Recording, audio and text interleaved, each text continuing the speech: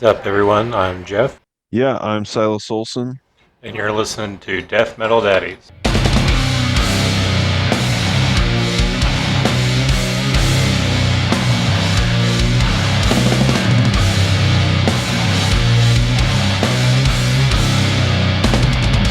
Um, Absolutely. Welcome back.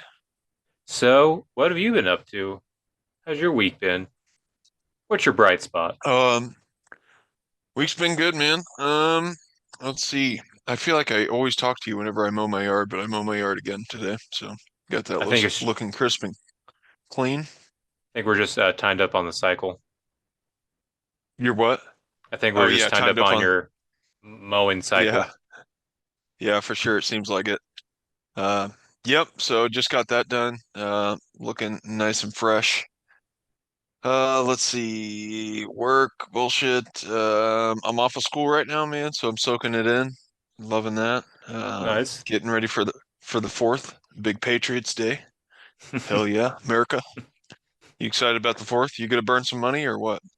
No, we're not doing burning anything. We might be going down to, or no, what we're doing is we're just staying home and we're plan on firing up the grill and making some smash burgers and stuff like that.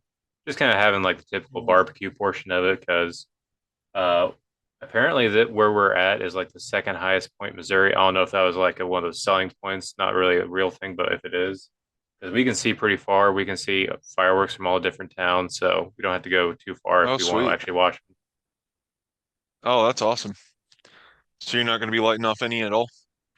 No, Wow, that's lame. No.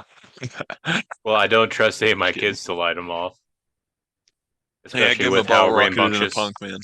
No, especially with how rambunctious my son is. I don't trust him with Yeah. it. You don't really feel alive as a kid until you're having bottle rocket battles with your buddy. Or shooting Roman candles and hit a car, or throwing Yeah. M80s in a trash can. Yeah, man, you ain't lived until you done that. I Yeah. remember like me and a childhood friend, we'd go down to like the city park where they had like tennis courts and we started with bottle rockets and then we just got more adventurous and then we eventually started taking those Saturn missile boxes Hmm. of like 55 shot or whatever the hell it is. I don't know. And you just we just held it, and I didn't know that they like kind of spiraled and fucking went all crazy. I thought they were just going straight, so I was like, this is gonna be badass. But now I'm like sitting there holding it. Not only was it like hot as shit like instantly, but they just fucking like started going everywhere, dropped it, and like had to run because then they're just shooting fucking all over the place. But yeah, man, good times. Um, yeah, I'm pretty excited about that. Gonna grill up a shit ton of burgers. I think we're gonna go probably watch the display in town, but I'll probably get some bottle rockets. Start them early. I gotcha. Um, let's see. I always feel like I miss out on something. There's definitely more that went into my week. Oh, I got a song coming out with the Dejector guys. Oh yeah. We're doing a cover, special cover. It's supposed to drop on 4th of July. It might on, I believe, YouTube. YouTube might be the first app that's dropping, but I have to get a shout out just because, personal plug. But Can you reveal who the covers of? we have not, but I'll go ahead and drop it on here because by the time they listen to this, it should be out. So it's Soundgarden, 4th of July. Oh, okay. Makes sense. Yeah. Nice. Yeah. Yeah. So hell yeah, man. I'm excited about that. Just peeped a gander at the master a few moments ago. I'm super pumped. So hell yeah, I man. gotcha. Check that out. But no, I think that's pretty much my week, man. What about yours?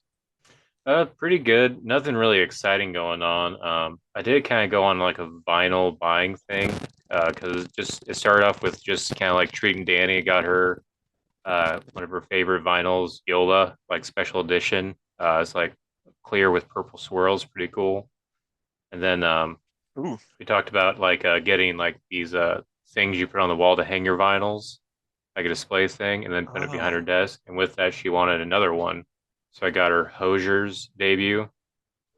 She Oh, really okay. likes that one. And with that, I thought, man, Take I'm buying me new. to church. Yep, That guy? yep, Okay. that guy.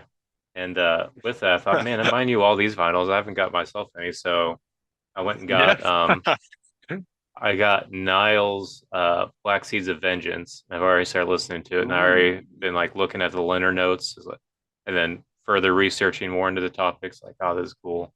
And then I also Oh ordered. I yeah, haven't. that's a big album, isn't it? Yeah, that's like it's their second one, but it's the first one with that main guitarist and singer who recently left, the bald guy. It's Yeah. it's pretty good. And it's also apparently the first time they did the whole liner notes with like this is what I'm talking about in the song is the historical aspects of it and stuff like that. So that I really like that Oh, part. okay. And That is also cool. look at doing the notes and reading the lyrics. Like I kind of understand why it's so big. And I looked at some interviews. It's a he like they hate how bad it sounds. Like the mix sounds very rough, but it's like very violent and an evil album. Because all like defiling the gates of Ishtar is talking about some fucked up shit to defile this goddess's temple and open up the gates of like the dead and stuff like that. It's like so it's a pretty violent and dark album. So I can see why it is the staple of their discography. Yeah, I got that one, and then Oh yeah. I also ordered another Acacia Strain vinyl because of the comment you put. I didn't get the Yeah, one you. nice. I didn't get the one that the post was on. Grape Bloom. Yeah, I do like that one, but I figured if I'm going to get another one, I want to be what is my favorite. And I found that it was still available, and that was Slow Decay. Slow Decay Hell is probably yes. my favorite one, and I got the red and black swirl. That's going to be about another week or two before that comes. So, Nice. I thought you were getting in on that whole slow decay merch drop where they were doing two tracks or they were doing one vinyl for two singles. Do you remember that? They did that whole album with yeah, like and I know they're redoing them from time fucking to time, that's but crazy. I That's haven't gotta be got. like such a huge vinyl collection So for I want to one say album. that's like $12 per little two-song thing, which I think would be cool to have like display, but I don't want to go through all that trouble and all that money to just do that. It's my favorite Yeah, album and it's a cool concept, but I don't want to. If someone already has it I all love collected, the I I might.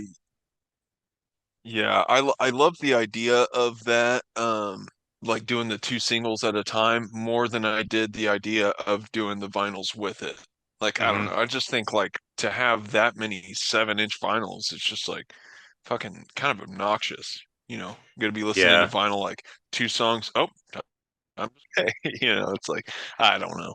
I guess they are fun and cool to collect, but like that's just that seems excessive, but I think they were geniuses for that whole like album release, how they extended it and like just dragged that shit out because I felt like I was listening to the Acacia Strain every single other Friday or however hmm often for like 2 months straight, you know, it was crazy. yeah, and I do think that is one of the sole reasons why I love that album so much, and why I have listened to a whole album over and over again is because of that. Like you don't get tired of it because you listen to two songs at a time for just a few months. So that way you know Yeah. almost every song because they only added two songs when the full album came out. And so that with that Yeah. you love the whole album, you see how it's all put together and the whole concept of it's slow decay. So I love that. I do think I agree with the vinyl part. I think it would have been better though if they would have just done it once and then once they were sold out, sell them out because I think it would be better as like a Yeah. collector for the diehard fans who are collectors and want to make it a thing.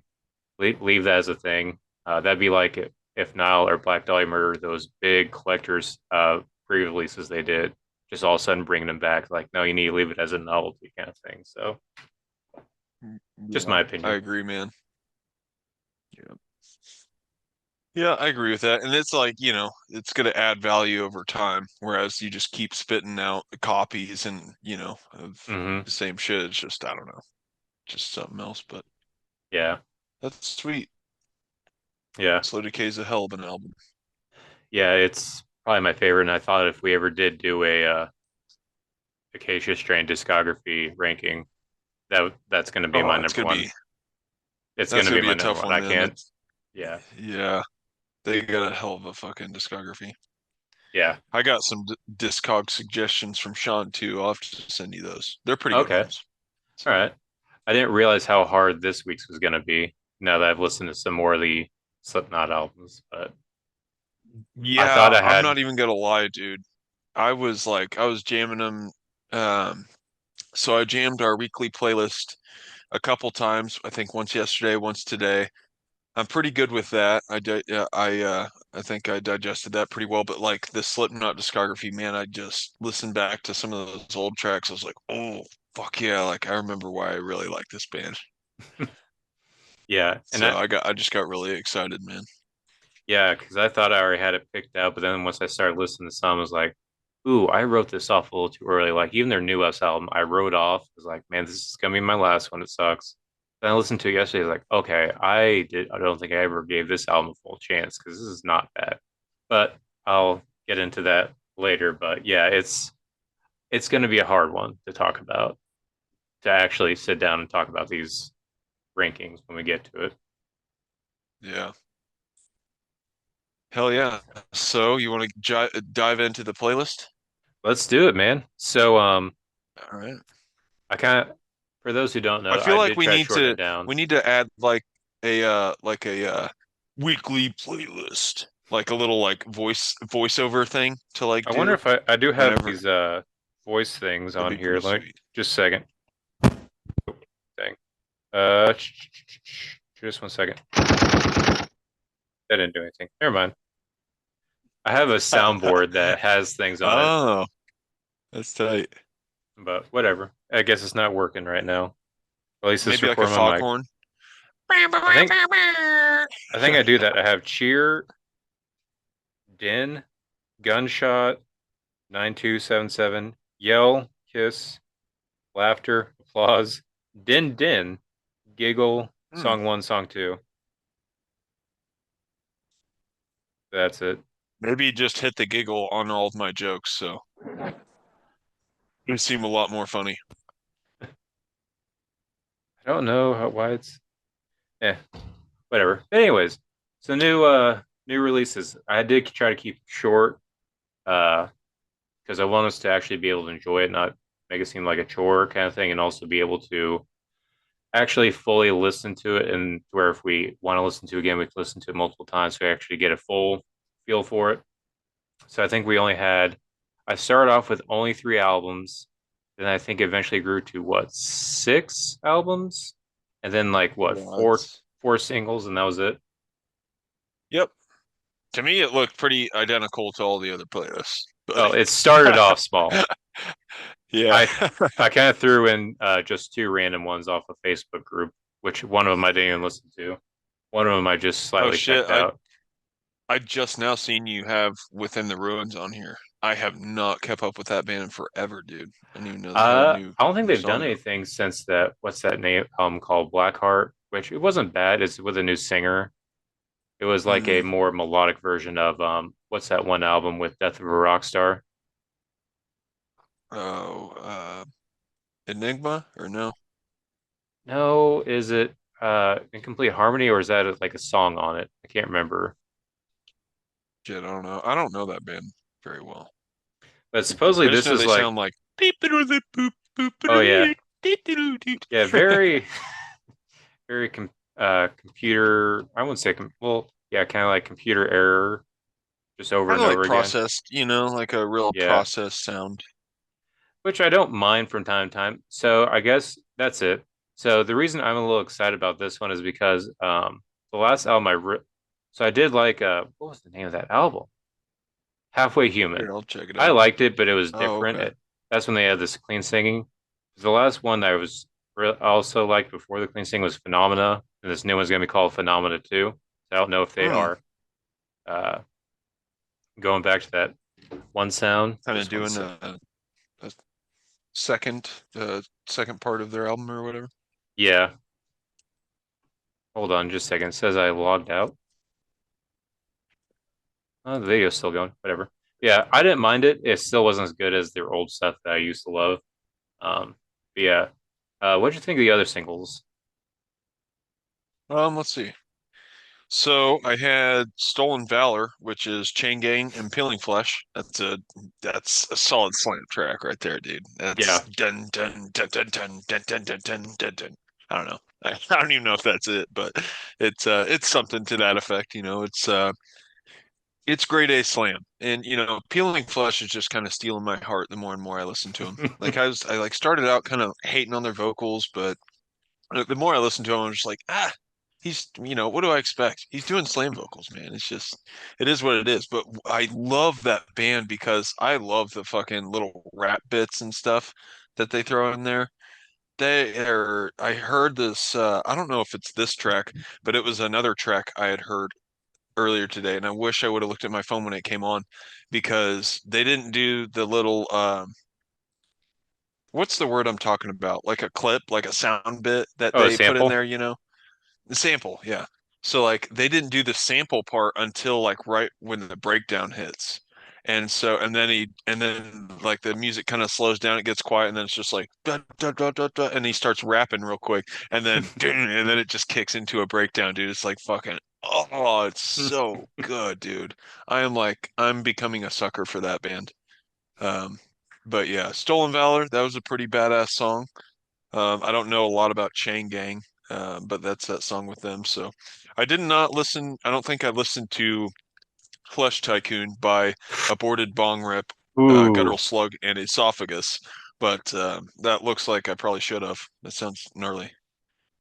that one I love the Chain Gang song, but this song I thought was even more fun. Like it has Guttural Mm, Slug and Esophagus, who I'm familiar with them. I don't know the main band. I guess it was Aborted Bong Rips. Don't know anything about them. yeah, But this Aborted one, Bong Rip. it's everything fun about Slam in a song because like it has these super obnoxious sample where it was the sample right before the slammy breakdown part was it was all the uh voiceovers of the killing achievements in Halo. It was like killing frenzy, killing spree, and it goes up the Oh, list, nice. That's and then it just awesome. hits. What It a good was idea. yeah, it was a I lot can't of believe that fun. hasn't been done yet, to be honest. I want to say the last one. I don't think it's a real one because I've never gotten that high. It was Yoinks, Yoinks. Yoinks, Wow. killing spree, killing frenzy, Yoinks, and That then just drop. That's fucking awesome, man. That's really cool. I've never heard of a band doing that before. What a great idea. Yeah. Um, yeah, so I guess I kind of unintentionally dodged the singles on here, but I gave the album some solid runs. I got you. So, Which one stood out to you? okay, so the first two both stood out to me. Hmm. I could go either pick depending on what you wanted to talk about, but the new 200 stab wounds, man, I wasn't it kind of sidewinded me. It caught me off guard with like the whole intro soft Hmm. guitar like coming from the 80s like almost power hair metal realm, and then like the song progresses, kind of gets heavier and heavier, and then like it breaks, and then it like comes back like just with this killer progression in a chug, and I'm like, "Oh fuck." And then seconds before you know it, you're like full-fledged into a death metal album. And it was just like so impressive to me that they could take you on that wild ride and, make you wonder what the vocals are going to sound like whenever, before they come on. It was really cool. But I definitely love this album. I love how they bring that kind of whole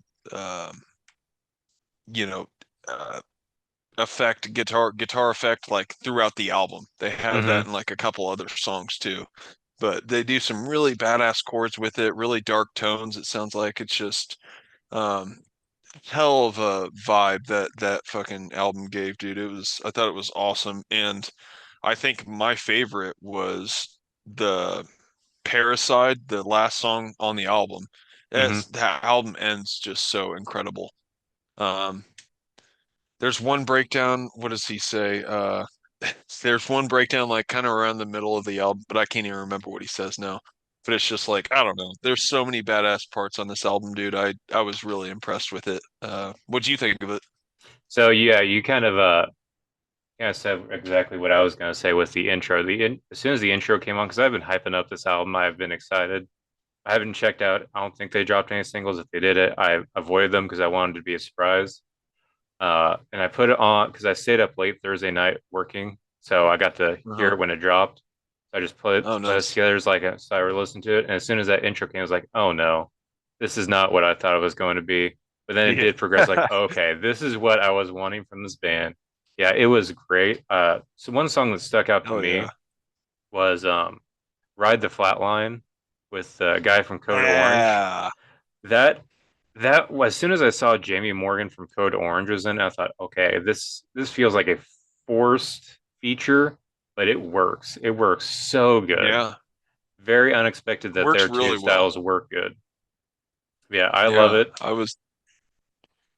I was definitely surprised by that one too. And even some of the lyrics kind of sound weird with his vocals in there, but like I don't know. Like you said, it does mesh, and I was very surprised by that. But yeah, man, this that I don't know. It made me want to see him live, especially after Mhm. that Ride the Flatline, dude. That song's Yeah, badass. yeah, I would say Ride the Flatline. Flesh from Within was pretty good. I like that one. Then also the title track, Manual Manic Procedures. Mm, Great album. Hands of Eternity, the first 30 seconds will throw you off, but the rest of it more yeah. of like builds tension because like, all right, this is not what I was expecting from 200. It's good, but it wasn't what I was expecting. And then it goes into what you expect from 200 Sad Wounds. Like I said, throughout the album, you get a little bit of flashes of that, kind of like I don't know what you call like kind of like tumult, like atmospheric, like old school, a little bit death metal, a little bit, just kind of flashing Yeah. here and there. Yeah, that I loved Yeah. it. And then these other albums I put on here from Wraith and Ill Disposed. I had never listened to either one of these bands before this. Wraith was a very big surprise of how much I liked it and how good it was. It's a very Yeah, dude. thrashy band, kind of like a heavier style thrash, a little bit of blackened a little bit in there, but more of like thrashy. And I especially love the song Code Red and Ice Cold Bitch. Those Yeah. two, great. I was editing and Dude, it's like, yes. man, what is this song called? And it was it was Ice Cold Bitch. Like, oh, okay. Yeah. Dude, yes, this album kicks ass. Like as soon as it comes on, I was like super intrigued, and then the vocals kick in, and like to me, this sounds like a Watain baby. Like they Mm-hmm. honestly sound like a baby of Watain. Like the vocalist, he's kind of doing similar stuff, just that really harsh, kind of sounds like he's stuck in a cave, but just a nasty fucking kind of higher scream is where he kind of stays around. But uh, super gnarly tone. The guitars too, they're kind of doing some black metal chords here and there, but for the most part, it is kind of like pretty well thrash. But and then so I got all the way to Code Red and Ice Cold Bitch, and Code Red was the first song on this album that was just like, oh hell yeah, okay, dudes, like this is what you need to do. Like, yeah, have fun with it, man, because like that song Code Red is just like it makes you want to scream along, dude. It makes you want to like get in the pit. I feel like it. Yeah. It sounds like super energetic. I was all about it, and I think it would be a great advertisement song for Mountain Dew Code Red. So, no, uh, for obvious reasons. But Ice Cold Bitch, it comes on right after. Dude, this song is just as freaking cool as Code Red. Like they're both like kind of like semi cheesy, but not really. Like he just kind of gets away with it because of just how I don't know, brutal and fucking nasty they are with it. I don't know, it's awesome. You got to give these two tracks a listen, I think, on that album for sure. But definitely a fun listen. I was hmm very taken by surprise, but hell yeah, definitely Yeah. like that one. Um, And what's I that album do. called? I feel Uh, like we're bad about doing that.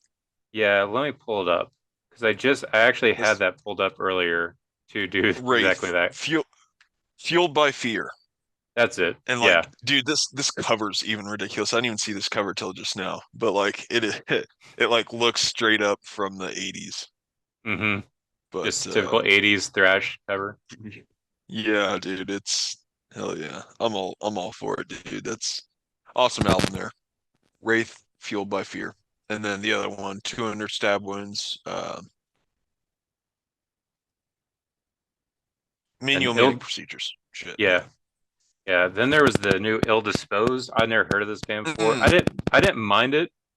I remember listening yeah. to it, like I loved it, but then trying to go back, I'm having a hard time because since I create the playlist, I can't like each song, so it's hard for me to go back. It's like which ones were that I loved, but I do remember liking it. I feel like it's more of like a kind of a doomy melodic death metal Yeah. ish. Um, what did you think of this one? I thought it was really cool, man. I was super interested whenever I first heard the vocals. They stood out to me the most, I think, out of all the instruments on this. He's got a solid tone. He kind of hangs out in like a lower growl. And doesn't really stray too far from that, but it just, man, it just sounds huge. Sounds super beastly. Very badass vocals on that. My favorite track, and I've never heard of this band either. The Ill Disposed is their name, but they actually have a song on this album called The Ill Disposed, and that Mm-hmm. was probably my favorite. They really changed up, kind of like, I don't know, I didn't expect it, and so it kept me interested in the album. I felt like I was just kind of about to change it, and then that song kicked in, and it's kind of like got this proggy kind of groove to it. Really cool stuff, though, man. Very cool sounding band. I have no Yeah. idea anything. I don't know anything about them, but yeah, I was impressed, man. Very cool. And the album's called "In Chambers of Sonic Disgust." Sweet. One more album I want to highlight because there's about three other albums. Firewalker kind of checked out. It was okay, kind of bouncy. I just didn't check it out too much and didn't seem to leave too much of an impression on me. But there was one. Yeah, I didn't like. To be honest, I'll let you take the rest of this because I don't even think I made it to the other albums on here. I don't know if I just got distracted. I think I maybe peaked a listen, but I um White Stones I got impatient because I felt like every song I clicked on, it was like a long intro thing, and I just Mhm. wanted to hear music just to like get it, quickly. And Yeah, I wasn't getting there, so I moved on. So yeah. sorry, White Stones, but That's one of the reasons why I kind of do want to start trimming these down so we can. Because White Stones, I am a little piqued of interest. Like you said, their songs are long, so there's only a couple songs I listen to, but they are, I think, a band you might like, and I feel like a lot of people might like once they check this band out because this is actually the side project for the bassist of Opus, and it is very oh, much of okay, like a I would say like middle career Opus. It sounds like not so much Blackwater Park or whatever, more of like Ghost Reveries, to where it is screaming and heavy and stuff. Like, but it is still that proggy, moody stuff that they used to do more of in like this solo project that he's doing in White Stones. Um, okay, obviously, nice. so the annoying thing about it is the first track is 3 minutes and 13 seconds, and it's literally an instrumental intro. So you're not going to hear any vocals or an actual song until like 5 minutes into the album. But Okay. it is worth it. Skip the intro, which is the title track, Memoria Viva, and just go right into Humanoids. Then you'll get actual song, but it is 6 minutes and 58 seconds, and I want to say the actual song doesn't start till a minute 30 into it. But it is well worth it if you like Opus, especially the mid-career Opus. So Hell yeah, that yeah. album is Memoria Viva. So yeah, then the Nice. And last then album, Aberrance, is that like try is it supposed to be like Abhorrence? Isn't Abhorrence another metal band or I am think I is it a did I have that Barons? wrong? I think it looks like This the is a perp. this is Aberrance or yeah, Aberrance maybe, I don't know. I don't know. I But I actually don't did not listen to this at all. If anyone else wants to listen to this, go ahead, give this band a yeah. shout because well, it sounds Yeah. like they're a I very, very didn't small yeah, band. I didn't check this one out either. Sorry guys. But We'll check it out at some point, Baron. Sorry about that. Yeah, they have 643 monthly listeners. Yeah, this band some support. pieces of shit. No. Do better. Yeah, I'm totally joking, man. But yeah, Um, but yeah, sorry guys, didn't get to the Don't die Sorry, on me. need a need a cough button.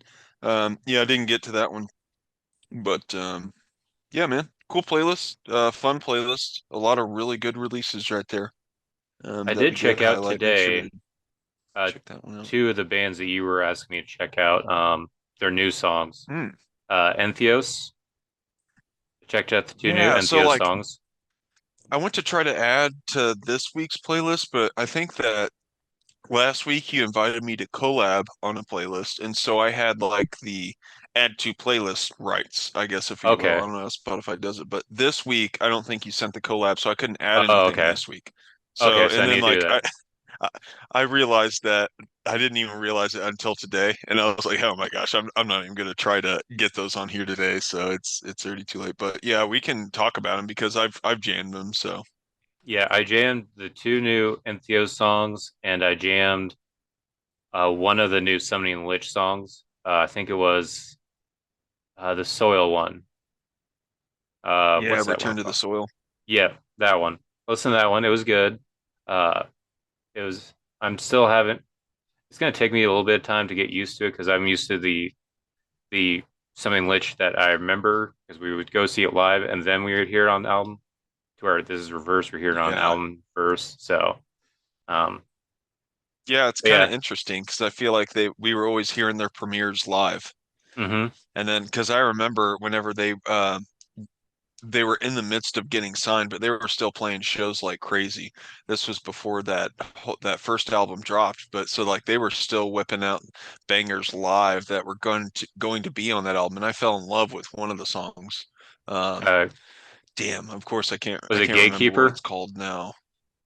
Yes, Gatekeeper, dude. Yeah, Is that that song kicks so much ass. Yeah, because I remember that was their last Yeah. song of when they opened for Origin and Beneath the Massacre.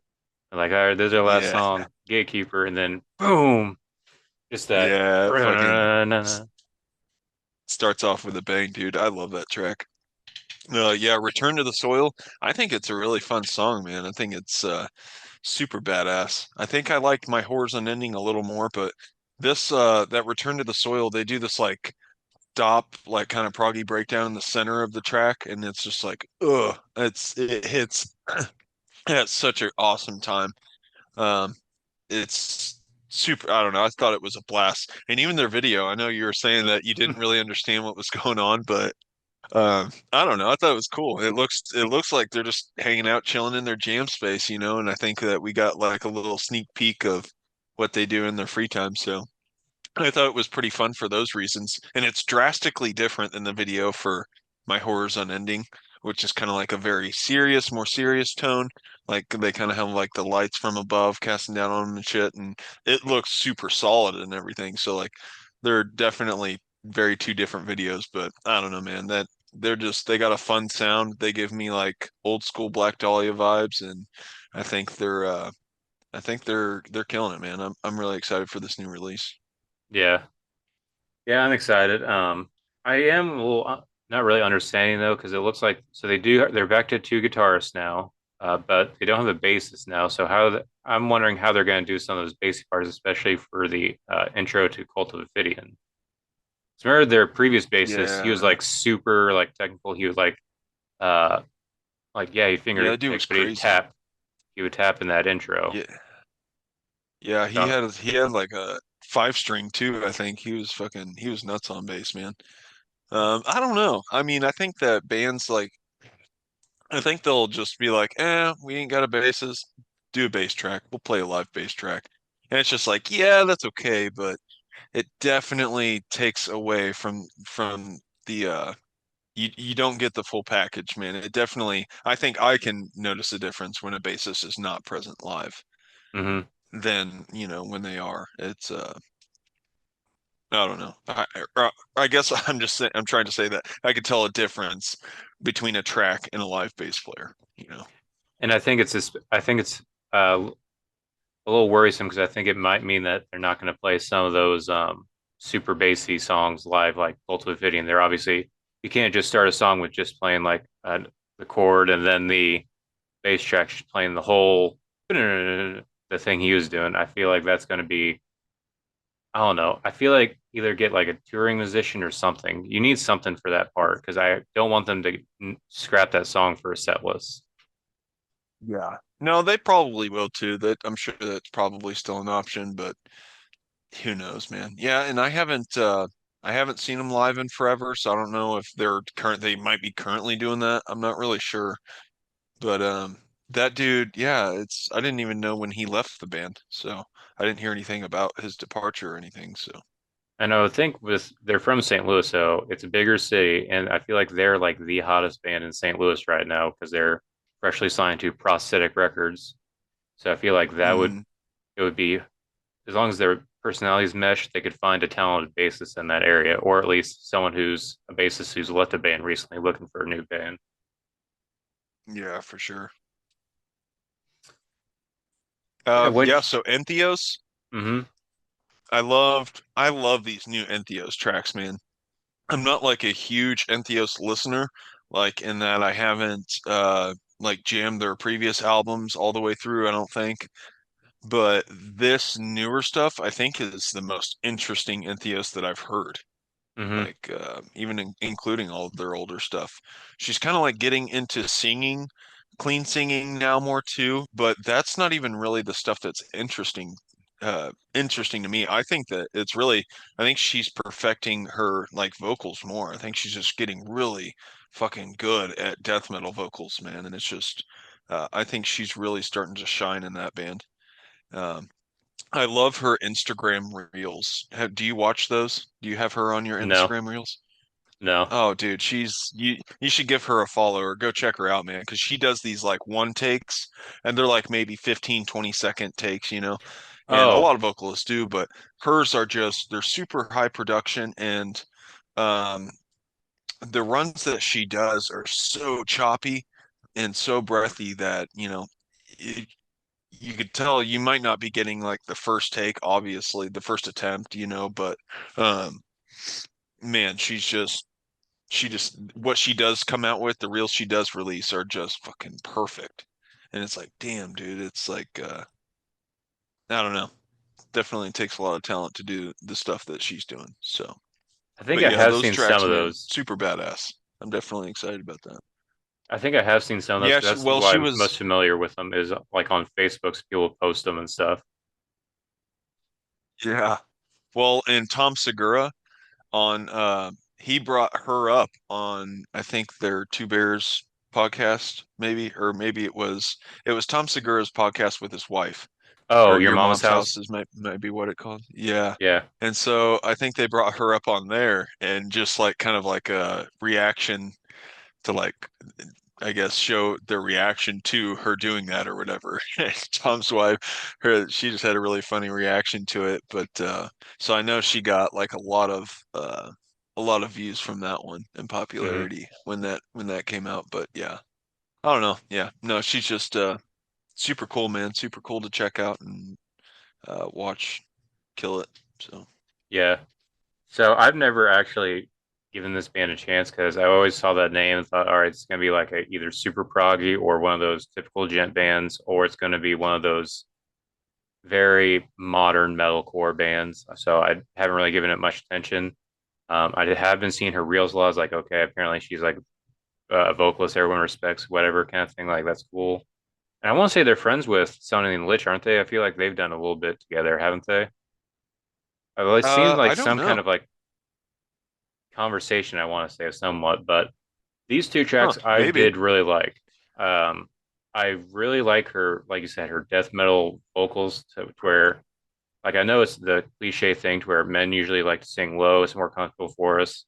Women like to sing high, but she's very much likes to stay in that low register, and I love her lows to where it kind of reminds me of, it doesn't sound like abnormality, but the comfort level for her seems to be at those lows, and I like that for her. I think she is very good at the lows. Highs aren't too bad.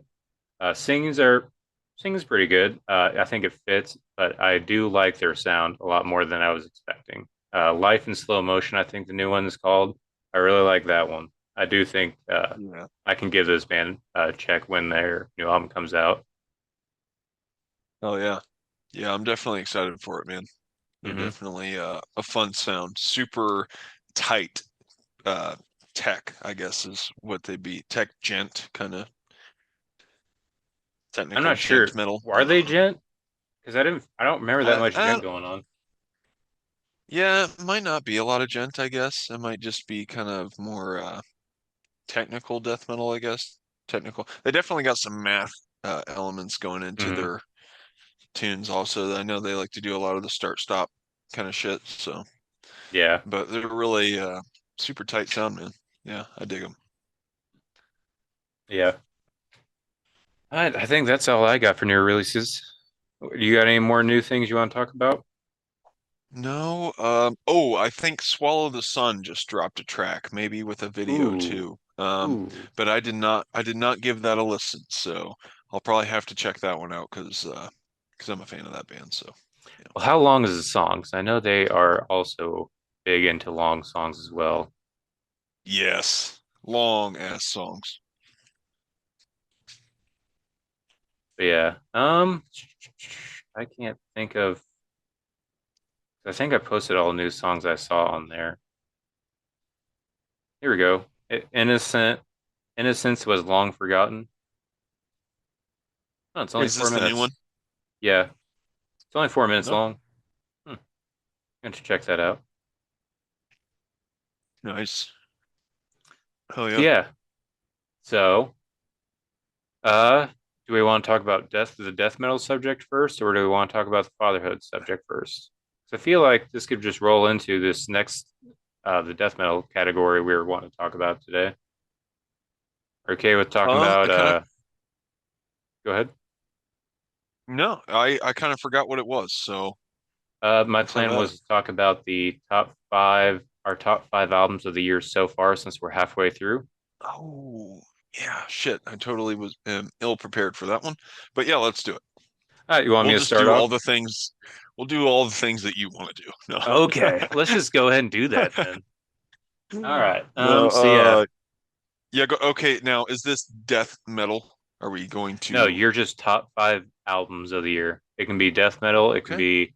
it can be heavy metal, it can be rap, it can be country, it can be pop. It's your top five albums of the year so far. Okay. All right. I like it, man. Let's go into it. I'm gonna let you take this one and I'm gonna play catch up over here and All right. think of what I want to do.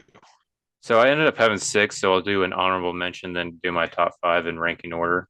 Um, Okay. Honorable mention, I'm gonna do the new Aborted. I think it's Vault of Horrors. I have it never Yes. at as my honorable mention. Um, I do like it. However, I feel like I need to go back into it more before I actually put it on this ranking because it's aborted. Um, I love the opening track, Dreadbringer. Uh, Hell yeah. I love that crushing thing they do. Like they do the same thing in Termination Redux, but this one I feel like is even Yes. more heavier, more grimy. Then they have I think it's Ben Durr from Shadow Intent. I love it. Um, Another Oh thing, yeah. every single track has a guest feature of some kind. The one thing that throws me off is I'm not too into Despised Icon. There's a Despised Icon track in here with them. It's Death Oh, I Cult. love those guys, man. Yeah.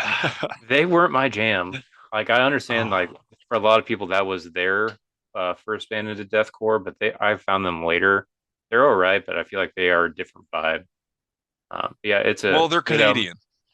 Yeah, that's the reason I those Canadians, them, Drake, Justin Bieber, all the same. Yeah, Yeah. that's my honorable mention. So number five, I have um, I'd say four and five can be interchangeable depending on my mood. So number five right now is going to be Harbinger of Woe by Brodekin. They're very Hmm. brutal death metal, kind of like a Devourment with but super fast. And Okay. also, I have to give this band even more respect because I found out today all of their drum tracks on this album, and apparently what they've always done, are all in one take. Oh They shit. I don't think do Sean any sent me plug. this. Hmm. They Yeah. That's nuts. they don't do any plugins. It's literally just one take, and that's it. Move on to the next one, which I think is cool. It adds a little bit more rawness to it, and I love the choppiness of the drums. Like I was listening to it again today.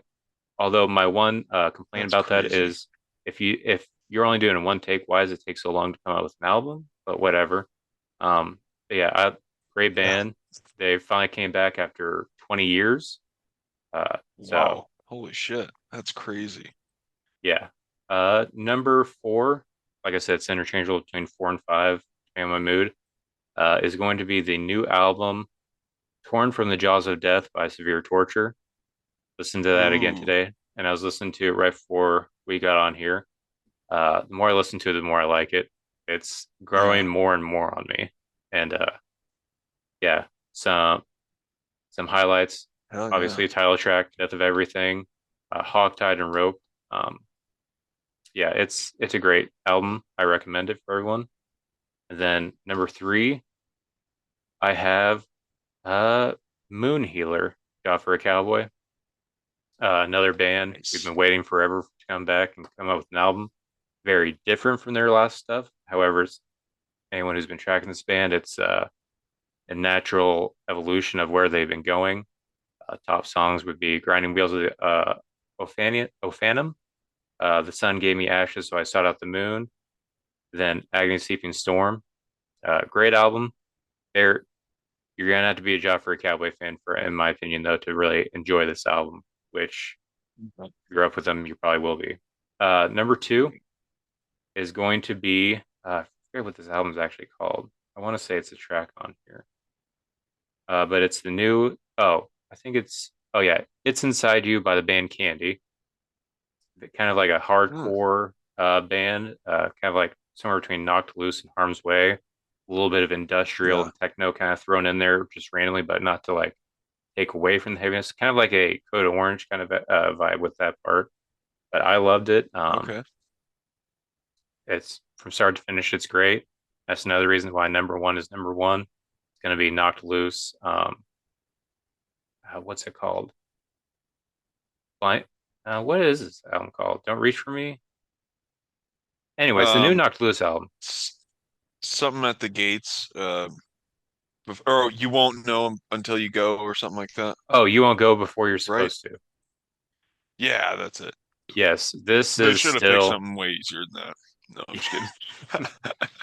it's still my number one. Until I don't know. I can't stop listening to this. So same Wow. thing with Okay. Candy and Knocked Loose. Keep it short.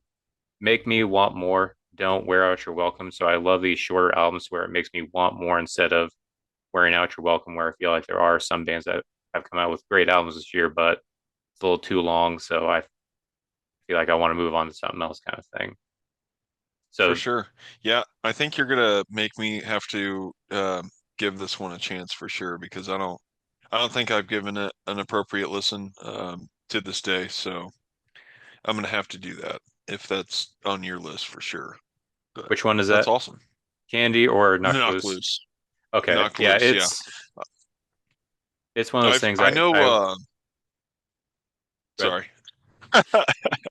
No, I was just gonna say I know Josh, he's really big into that Candy album too.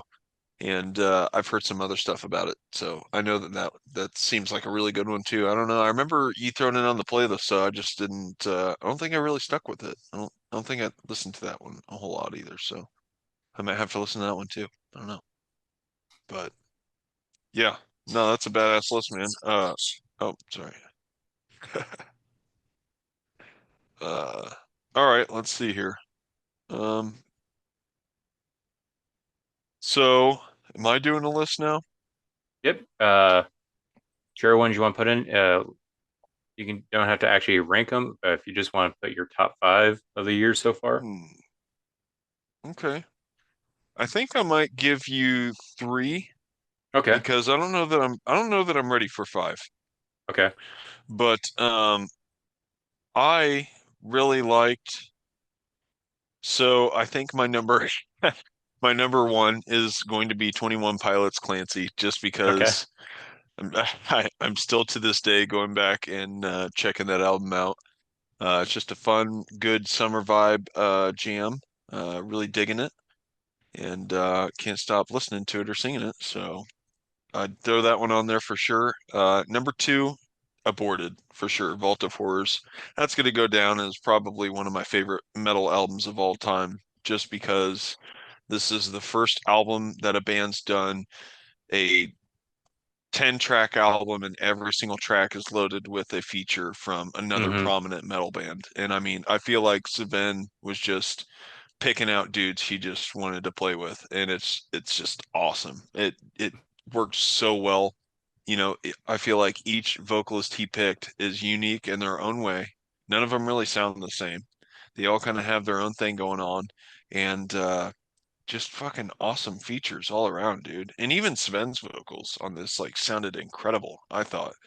Like, he's not really doing anything too different than Aborted's, done before. I mean, it sounds definitely like Aborted, but one of their, I mean, probably one of my most favorite Aborted albums of all time.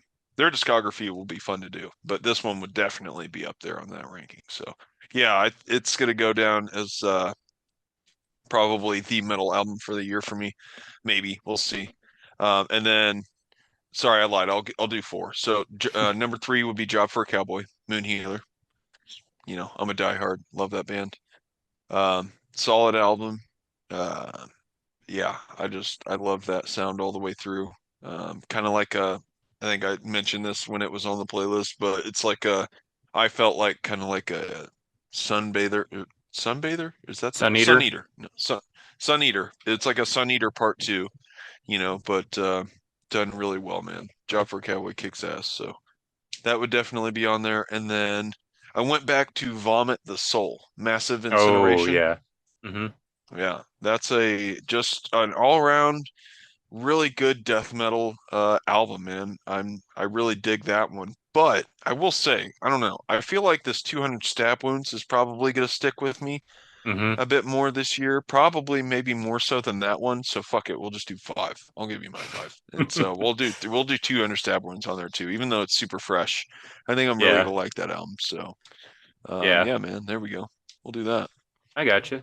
It's a good list, and I was thinking about 200 Silence, but I feel like I'm gonna be a little bit biased because it. I've been waiting for this album to come out ever since I found out it was coming out, and then it came out, and I do love it.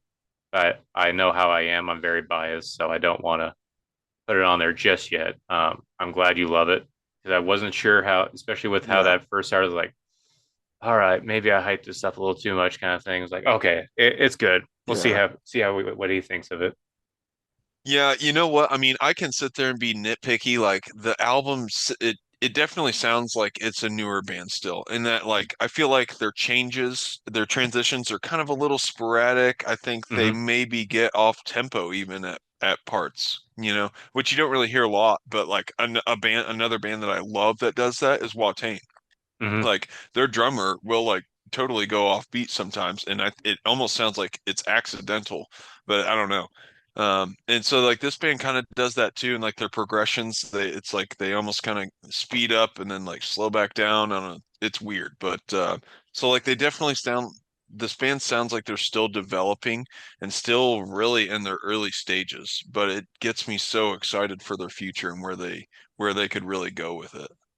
Yeah, I looked him up. This is only their second album, and also their singer's also the guitarist. Mm, So it's kind of like pulling a lot of extra duty kind of thing. One thing yeah, for sure. is even more exciting though is they're opening up for Nails on Oh, this tour. So yeah. I feel like it's one of those things we probably should go to go see this in Mhm. St. Louis. Definitely. We'll probably be dethroned if we don't go to that one. Yeah. Um, yeah. There's something else I was gonna say. Oh, something I found out. I've been getting into the band Stabbing a little bit. Remember, it was a Hmm. couple weeks ago. We had them on our playlist, and I found out Yeah. they came out with two songs. Each of them featured another slam vocalist on it. One of them Is had that a chick Devourment. vocalist? Yes, I didn't know that until I Okay. looked him up. It's like, oh, okay, that's cool. And then I looked him up on Metal Encyclopedia. Apparently, their guitarist is now the Devourment has added a second guitarist now, and it's the guitarist from Oh. Stabbing now. So that's a little Oh bit shit. exciting. Okay. Devourment's going to have two guitarists now. So Wow. Hell yeah, dude. Devourment, man. So maybe some new Devourment in the future. That'd be pretty sweet.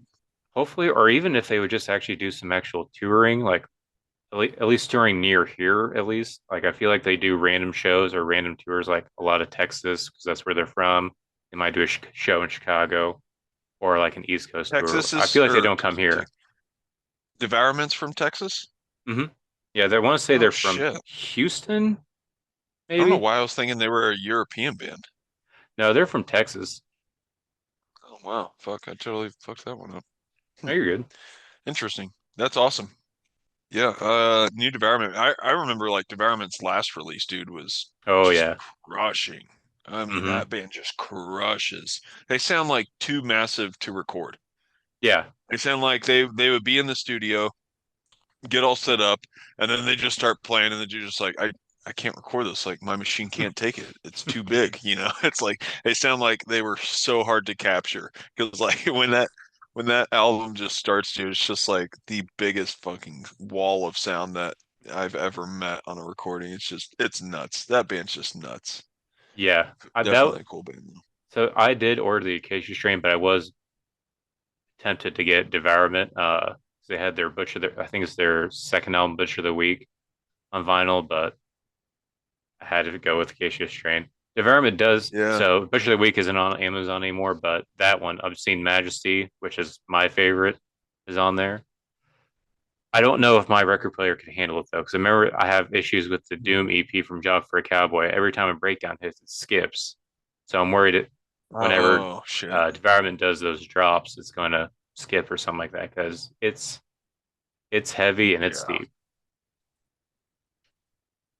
Uh, Yeah, Next I week had to we're make gonna have. sure I had to before we move on from my list for top five, I had to make sure that Acacia Strain released their album last year, and so they did. So I can't put them on this year. But when did that one come out? Or I want oh, to say it that came shit, out that was April of May. last That year. was that was May of last year. Yeah. Damn, I can't believe that's already been over a year, dude. Mm-hmm. So they did a That couple album still comes tours. up in my rotation. Yeah. Yeah, they've been touring their fucking ass off. Did you see that video where he got A it's like a kebab. fucking yeah, kebab, yeah. It's like I got a kebab. He just like starts munching on stage. I'm like, hell yeah, that's so cool.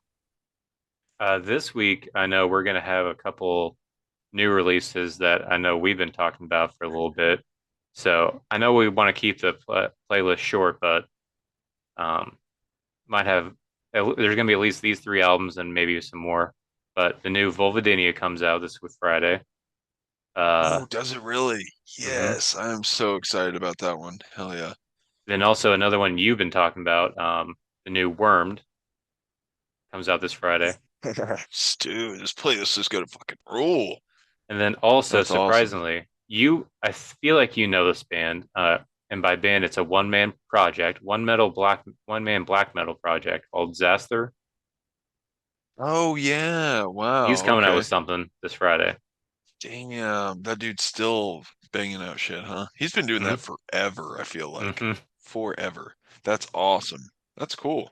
I think he's like California based, if I remember I right. don't remember where he's based out of. I just remember him from that documentary. Yeah, I He was know. the It's a very weird guy. sad documentary. Yeah. Yes, very sad. It's a very sad documentary, but the fact that that dude can make, does he do every instrument? Yeah, I think so. 'Cause it's Wow, literally just him. I don't that's know if anything's crazy. like digital, but he does everything himself. Okay. Sorry, I gotta let my cat in. She's freaking out.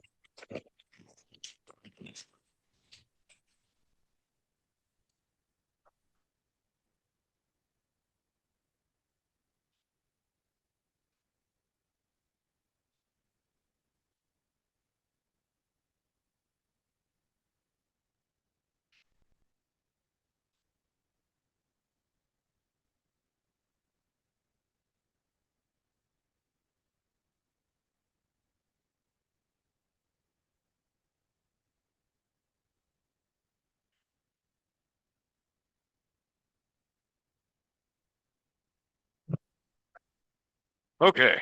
Sorry. I'll I'll be right back. I'm gonna grab another beer and then take a piss. All right. Sweet.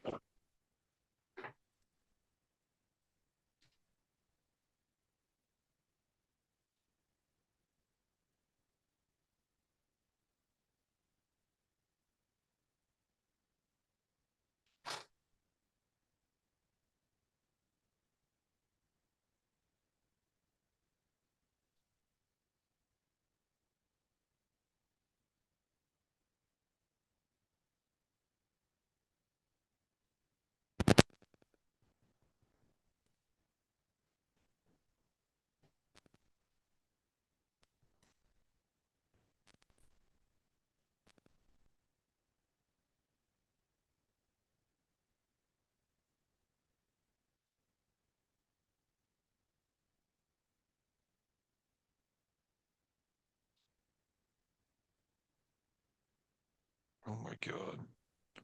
It's fucking awful.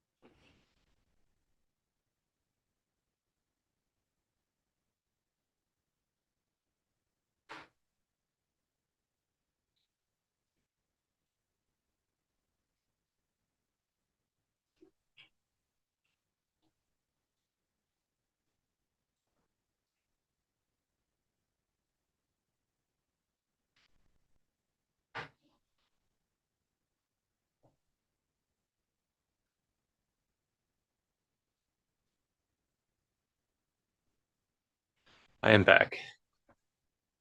Sweet. So I was just trying to look up. I think Peeling Flesh has, I think they're leading up to a release here soon too. Nice. I think I did see it. And Is what's it called again? Because I want to say I they, saw something. they just dropped a single actually, Shoot to Kill. I don't know if you checked Okay. that one out, but it's fucking badass. Let's see. Come on, man. How can I not find this shit?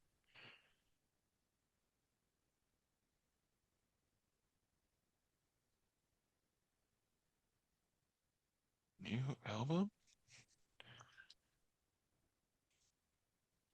Oh my gosh. I don't know, man. I can't oh, the G code. That's it. Oh, I Oh think I shit, did this see doesn't that. yeah, this doesn't drop until September. My bad. So we still got a bit, but that'll be fun.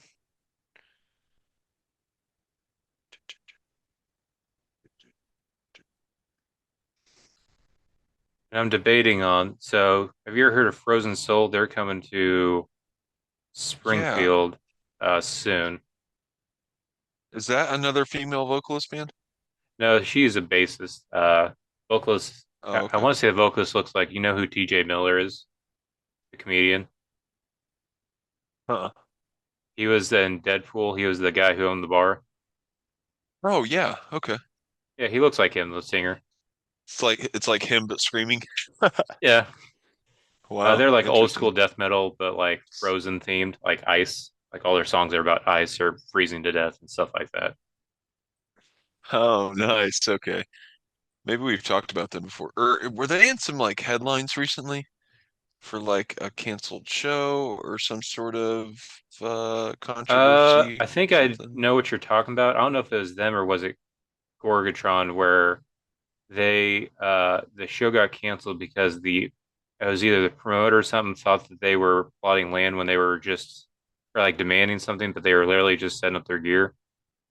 Mm, Is that what you're talking about? yeah, okay. Yeah. Well, no, I think that was a different headline. That was Gorgatron. I do remember Okay. seeing Gorgatron in that headline. It was Gorgatron and a couple other bands. Maybe it was both. I mean, I don't think I remember it being both. I saw like some controversy of Frozen Soul dropped off of a tour for some reason or something. Hmm. But fuck, I don't know. Obviously, I can't remember what it was, so it's probably not worth bringing up. Sorry if you can hear my kid screaming in the background. I cannot. It's fine though. I get it. It's a daddy podcast, so Yeah. It's all what's all about. Yeah. So I don't have any other new stuff. I think that was the only new albums I can think of that are coming out this Friday. I'm sure there'll be some more that we haven't thought of, but like I said, this is just the 6 month top five. It's obviously going to change, especially when new albums come out or when maybe our opinions change on these albums. Maybe we'll grow tired of them. okay. I can see myself getting tired of Knocked Loose. It's because it is short and I do listen to it a lot. I sometimes do Yeah. that. I'll get burnt out on an album. We'll see though. Um, Yeah. I think it's good to do like a mid-year mhm, list and then we can come back and compare at the end or something or whatever. mhm. Yeah. Or maybe even do a top 10 in the end of the year, since we'll have Yeah, a there you full go. year to talk about everything. We have full year's worth of Yeah. albums. So let's move on to like dad stuff because you just brought up your kids. Um, Yeah, sure. this is something that always I love my kids. That's something that always gets under my skin sometimes, and something that I feel like I thought I knew until I'd actually had kids. Um, how messy are kids actually? Oh, dude. Yeah. Um, they're disgusting, man. Yes. You know, if it weren't for the adult, yeah, they're filthy. I mean, they're filthy unless, they're getting cleaned. So, yeah, man. I mean, you talk about like from infant stages, infant stages, you got like blowouts are a common thing, just snot all over the face, drooling, whatever, and it progresses from there. So like as they're like running around, they're not really shitting their pants as much, hopefully. Hmm. And but they're just trading that out for getting into other shit and making a mess with other stuff. So, it's just never ending game. So, Lux is 3, right? Yeah, so she's gonna be 4 this September, and then Stella's like 1.5. So I got you. Would you both ever still pretty drink? young. Would you ever drink anything after Lux? Uh, it's a gamble. Generally, no, probably not. No, I probably wouldn't. Stella's a Yeah. real like, yeah, once Stella gets something, yeah, it's done. I wouldn't go for it. No way. Because she's been doing like these peanut butter pretzel things, but she won't chew them. And so she'll just like keep them in her mouth. She'll literally walk around looking like a squirrel. And I'm like, Stella, chew, chew. And she's like, and she just like walks around. She'll go like 20 minutes if you let her. And so like eventually I just tell her to spit it out because what she'll end up doing is she'll just like walk around until she's bored with it. She like never chews it and then she just spits it out. So you'll randomly be walking and then you'll just like step on it like on the rug and then it's just like, what the fuck was that? And it's like, oh dude, it's just texture stuff. It's like, I'm not a fan, man. And you have to get into that shit, in fatherhood. It's like shitty diapers. You get all kinds of textured diapers from infant to, now. So it's like, yeah, you get to experience it all. Like when they're infants and they get like the mustard shits. Oh, no way, dude. I cannot do that. Or like the How's the tardy back seat? poops. Oh, it's yeah, our car's a wreck. Yeah, the car got wrecked with kids. Hmm. Stains all over for sure. Yeah, we still find I find every now and then just random half melted fruit snacks, and sometimes I'll just walk around all day Yeah. with like Huh. like an orange fruit snack stuck on me. Um, the worst thing that ever happened though, when it comes to like backseat messes, we went to uh, Silver City, and it was a routine like tradition. Like before we leave, we get a thing of taffy. We go to the bakery. So Hi, we still kitty. go to yeah, we that's Luna. She's a little bitch. Um, but we still go to the bakery, but we stopped doing taffy because we let them have the taffy in the back seat, which is the biggest mistake we ever made. Because even still to this day Oh in man. Danny's car, it's leather seats, and between Annie and Jensen's seat is a melted like blob of half chewed taffy that no matter what we do, we can't get it off. Like we could maybe like take like a metal scraper and try to get it off, but even then you're risking it's so in there you're gonna have to risk tearing up the leather kind of thing. It's bad. And then Damn. also I Yeah. remember specifically I used to like the kids never finishing their drinks, never finishing their food. I got them a Sprite to share, and it was still like they took like 3 sips down to where the level was like to the wrapper. Like they're not gonna Mhm. drink it. I'm thirsty. Let me take a sip. I took a sip. Oh, Apparently dude. Jensen had apparently start was drinking it too, and I didn't realize it because we went out to eat. I think somewhere. He had chicken strips. I took a sip, and all of a sudden I feel this texture of this fresh, half chewed chicken Oh, strip hit my lips. I've never in my oh life done a man, spit that's the take. worst. I've never done a spit take in my life. Like genuinely until that point. Like I actually Oh, gagged. I'm not a ugh. gagger. Like it was Oh, disgusting. I'll never drink after my son again. oh man. I know it's like yeah, I always hear those horror stories of like drunk dudes drinking the chew bottle, you know? And it's just like, ugh, like, no way, dude. I couldn't handle it. I couldn't handle it. I'd probably fucking just start puking instantly. Oh my gosh. And then like, yeah, kids, it's just you can literally, I feel, look at the drink, hold it up to light and just like see the floaties in it. You know, if Hmm. it's like a clear bottle of some sort, but yeah. Oh, that's got to be the worst. I bet that Oh was yeah, traumatizing. yes. You probably And changed. You probably like, nope, no oh, I way threw will it I ever away. drink I want to say I even went and brushed my teeth afterwards because it was just so anything. gross. Oh, It's that feeling. So, I think once they even went in my mouth, I don't know how he got the chicken in there. How does it's not like you're eating and you take a drink, a whole chicken chunk goes in there. That doesn't make sense. Where the breading is uh, still like crunchy. oh, that's crazy. Was it like a wide straw? That's nuts. No, it was a bottle.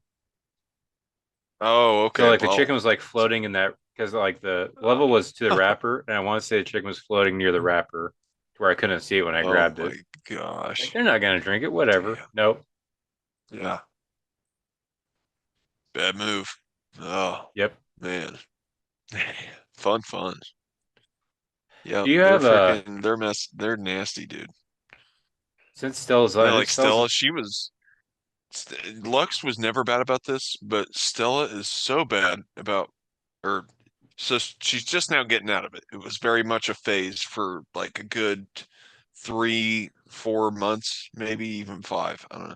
She would just roam the house and literally we couldn't have shit anywhere because if it was small enough to go in her mouth, it would go in there. And so once she started moving around and walking, that was just like a common thing.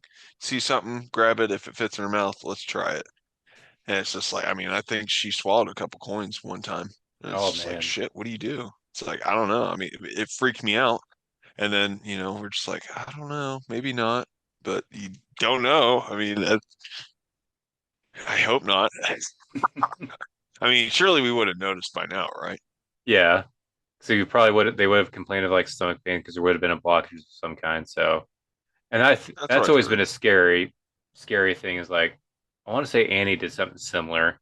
She didn't do like chronically, but there's a couple times like you put that in your mouth, did you swallow it? And then we open her mouth, pull out what I think was like a couple things, pull them out. I was like, no, you will die if you eat this kind of thing. It's one of the things you got Yeah. to hope you got it all. You won't know Oh my until it's gosh. Yeah, almost too late, kind of thing.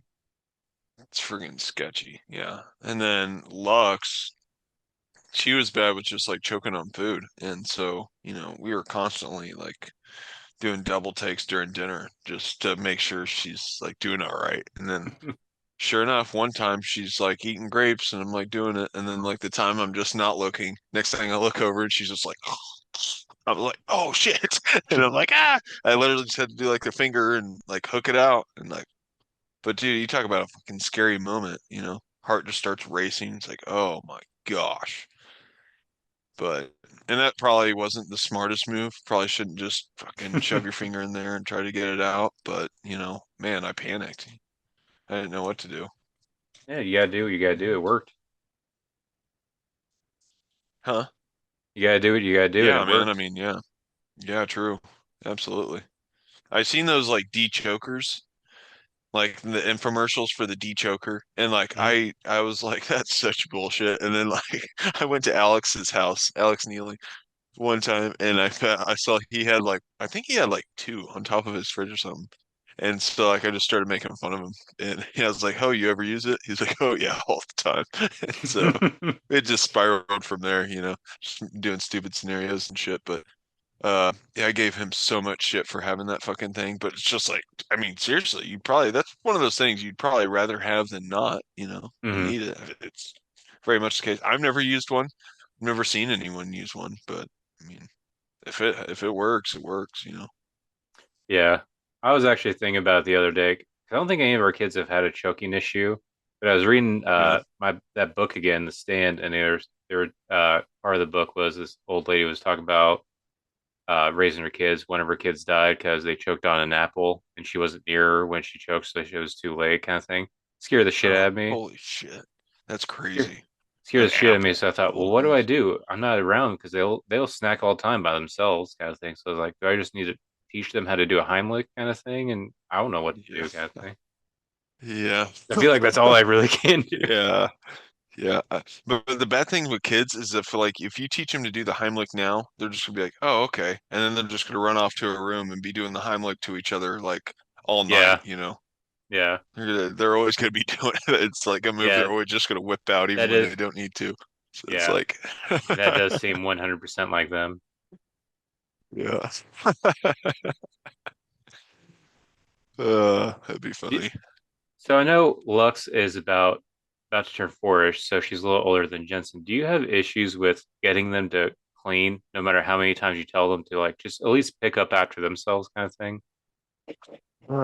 Yeah, I mean, trash has definitely been tough, but like we even specifically implemented like I mean, I just always try to do good manners. I was very ever since she was could understand like, talking sentences and was receptive to words and stuff. I was like, I really started to implement, say please, thank you, all that jazz. And then trash was one of the things. It's just like, so, I'm always pretty good about picking up my trash around the house and just throwing it in the trash can or whatever. And so it's like with Lux, whenever she would get done with something or whatever, I just started her really young. I think like around whenever she was walking and could eat snacks on her own. So it's like, okay, go throw your trash away. And she may not like talk back to you at that point, but she was starting to she could receive it and then like go she would go do it. And so um it started out great, but then she kind of they get into the twos and then the threes, and with the threes comes like attitude and kind of a little bit of defiance. They want to start saying no and testing those waters. So you kind of just have to continuously do it. Okay, go throw your trash away. It's like the older they Mm-hmm. get, the more your tone just changes. It's like Mm-hmm. whenever she was really young, it's like, okay, go throw your trash away. And now it's like, Lux, throw your trash away. And so it's like, I don't know. It's a constant battle, but she's for the most part pretty good about it. If she's pissed off and wants to piss me off, she'll intentionally leave it there, drop it. Lux, you want to pick up your trash? No. I'm like, pick up your trash. So yeah, it's just she definitely gets testy, but nothing I don't expect. Yeah, I think with ours, Annie's pretty good about it. Jensen, yeah, I think it's just because he's younger, and since he is kind of the middle child, he kind of does try to get that more attention. But biggest issue I have with is he likes to get toys out, but not put them back up. Where no matter how much I tell him, Yeah. it'll turn into a cry fest, and it's just downhill from there. I'm slowly getting him back into like I finally got him to finally start putting his clothes into his dirty clothes bin because I've been trying to keep that empty, stay on top of it to where all right, your room is clean. This is how your room is clean. Nice. Try to keep it like this kind of thing. That was Danny's suggestion, and it Yeah. seems to be working with clothes. So that's working out. But it's getting him to he loves these toy bins. It's nice when it's all put up, but as soon as it's put up, they're just gonna see it and just dump everything out just for the sake of dumping it out. Yes. They might play with Oh, one dude, thing, or they might just yeah. not play with any of them. They just want to dump it out. They want to see what's all in there, and then they'll just walk away. It's They so totally do that. frustrating. It's such a kid thing. Like Lex has these little drawer organizers in the living room. They're like for daycare, but like some of them are just fucking plumb full of toys, and some of them are like the tiny toys. Tiny toys is a huge thing for Lux. I don't know why or where this came from, but somewhere already, not even four, but she's already obsessed with like, I want a tiny toy, and so it's like the little minis of whatever it is, but and so we literally have one basket thing that's like just full of like the tiny shit. And that's fucking hard to pick up. And yeah, they'll literally you just see them wander in the living room, be all clean. They'll jump it up. It just goes everywhere. Oopsie. And then she just like tosses the basket. Like I don't think that was an oopsie. That looked very intentional, but so, yeah, might go through it, probably, more than likely won't. And picking up toys is definitely, I'll say, way more challenging than trash. She's more decent about trash than she is toys. There's almost always toys on the floor in our house somewhere. Some rooms getting fucked up in a day for sure. And it's just a matter of, I mean, Lex does a great job at keeping the house clean and stuff, but yeah, kids, man, it's just, they are hard to keep up with. They're hmm walking tornadoes. hmm And I feel like you You said, just love tearing shit up. it is a little bit of the defiance. Like I said, I cleaned Jensen's room to like, hey, this is how it's supposed to be cleaned. Try to keep it this way. I put him down in bed tonight, and he has these like there's these magnet things. They're like triangles you can like build stuff with, which Oh, okay. I hate him, but I love him at the same time. I love him because I can see he's mechanically smart, so he like will build Hmm. stuff, and I like him to have that creativity at this age. That is At the cool. same time, it's super fucking annoying because there's so many pieces. And like I said, I cleaned his whole room. This is how it's supposed to be. I laid him down in bed tonight. He has about five magnets. He's just holding them down, just clenching them, just to have them in his bed, just for the sake of having them out of the toy bin Hmm. and just in his bed. He's Yeah. just gonna leave them when he wakes up. He's gonna forget all about it. Yeah. It's so funny. Yeah, they get really attached to specific toys, and it's like it's very phasey. It's just like Hmm everything just seems super phasey, with kids or so far. So I don't know. You never know which one she's gonna like because we'll uh we'll have an abundance of shit, and we'll just start try to go through their old toys, bag some of the old shit up just to take to thrift store. If we can't do a garage sale or whatever, we'll just get rid of it because it's like we're limited space with where we're at. I mean, it's not a big house by any means, so we definitely have to, or we try to. We just have so much shit even right now, so it's like, but we backed up some stuff before, and literally she'll ask for that toy right as I drop it off at the thrift store. Come back, and it may be something so random, but she was just like, "Where's that elephant?" And then like Lex was just like, "Oh shit!" And like we totally got rid of that one. It's like, damn. So that sucks too because it's like, and that decision was just kind of like out of fear that if you ask her, "Hey, can we get rid of this?" More than likely she's gonna be like, "No, hell no," hmm that's my toy. What are you doing with that? No, so it's like you just kind of have to make executive decisions sometimes, I think, and hope that the best works out, you know. Yeah, we've even tried so it's probably not the best, but what we've done sometimes is when it's a super mess, when we tell them to clean it, sometimes we'll just pick random ones that are super annoying, just like secretly like throw it away kind of thing. We'll Yeah. do that from time to time. Hmm. We've Yeah. every The now and then we've loud done, ones yeah, yeah, or the ones that it seems like or they're the super big obsessed with. obnoxious ones take up a Yes, shit ton of space. Yeah. yes. Like I want to throw, I feel like it's already came back in the house, but I want to throw away this is to my waist. It's one of those like racetracks, but it's not a Hot Wheels, it's like some specific like bulky car, and it just swirls around. They don't ever actually put a car on it. They just have it, and they wanted to like just take it places. They don't put a car on it. They just take it. It's just so Just obnoxious like and to look big. at it. Yeah. Yeah. That's Um, funny. but what we've done a couple times before is like, hey, you guys have way too many toys. We don't have enough space for it. So I want you to, here's a bin, go through all toys, make a pile of stuff you want to keep and the stuff you want to get rid of because we have to get rid of stuff. That seemed to work a little bit. They actually worked as a team, like, I want to keep this, get rid of this. So that wasn't too bad. That's cool.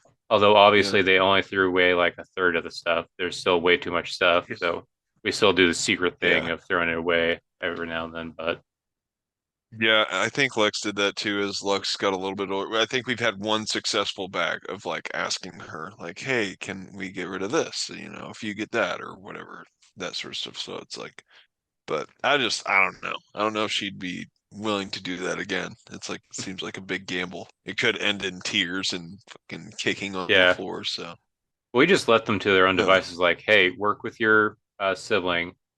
You go through this yourself. You put pile over here, stuff you want to keep, stuff you want to throw away, and just whatever the yeah, throwaway pile is, just take all that. that's cool. Yeah. All right. Anything else you want to add to this, or you want to go to Slipknot? Um, um, no, I don't think so, man. I think I that's got you. pretty good on the kiddos. It was They're fantastic. obviously not walking around with vacuums or mops yet, so that sucks. But yeah, Yeah, no. I have seen there is cleaning toys. I Aspro of like a vacuum and broom. Yeah. Thought about Yeah, getting that. I've seen some of those in like Target and stuff like mini brooms, but I already know that if I get that, I it's just one of those things that I feel like they're never going to use. Hmm. Like they would rather just probably go for the big one in the closet that they know is an actual broom that they can't Or hold, they'll wait you until know? you try to do it and try to interfere. I want to help you, and then they just grab the broom as you're doing. It's like this is. I'm not getting it done. You're. Yeah. Yeah, which is sweet though. You know, I will say like the wanting to help stuff, it makes a world of difference to a kid. Like with Lux, I remember when she was super young, like I have plants and stuff in the yard and a garden that we like to tend. So it's like just including kids on the little things as far as filling a pitcher of water up outside and letting them water plants. Dude, it like kept her active for like 40 minutes one night. She's like little stuff like that I think is so important for kids because they want to feel included, you know. Mhm. And so uh dishes like Lux every now and then, not it's not a common thing by any means, but uh whenever one of us is unloading the dishwasher or loading it, you know, she might come up, I want to help you, which is awesome. But I've gotten to where I'll be like, hey Lux, can you help me put up dishes? Because she's pretty good about doing the silverware and stuff on her own. So that stuff, you know, it's like I think that's cool to implement early, and I'm hoping that it'll take off and be a hot thing whenever she's like in her teens and wants to just do it all on her own. So, Yeah, yeah. Have it be one of her chores because we're trying to bring chores yeah, back in our house starting next week yeah, when I go back to work. I'm I'm definitely gonna be pro chore here. So What's that? I'm definitely gonna be pro chore here Hmm. in this household. I think that's Yeah. a good thing for kids, Hmm. you know. Yeah. Starting off small, we're just having Annie make her bed. She's been trying to get her to brush our big dog because it's supposed to be her dog. She hasn't brushed him since we got him, but hopefully that picks up. But yeah, I want to say there's one more, but just kind of simple chores where it's like kind of sets the groundwork for I have things I have to get done today, kind of thing. So, Mm-hmm. Yeah, for sure. All right, all on right, to Slipknot. let's talk about some Slipknot. I'll pull up let me share my screen share. You take a gander at this discog here. Where'd it go?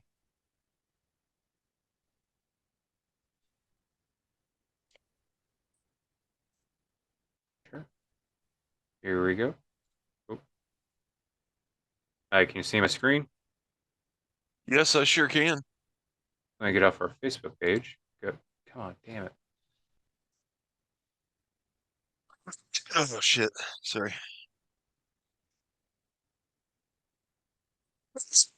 Whew. Man, got the allergies. Okay. Here we go. Slipknot. There 13.2 we go. Okay. million monthly listeners.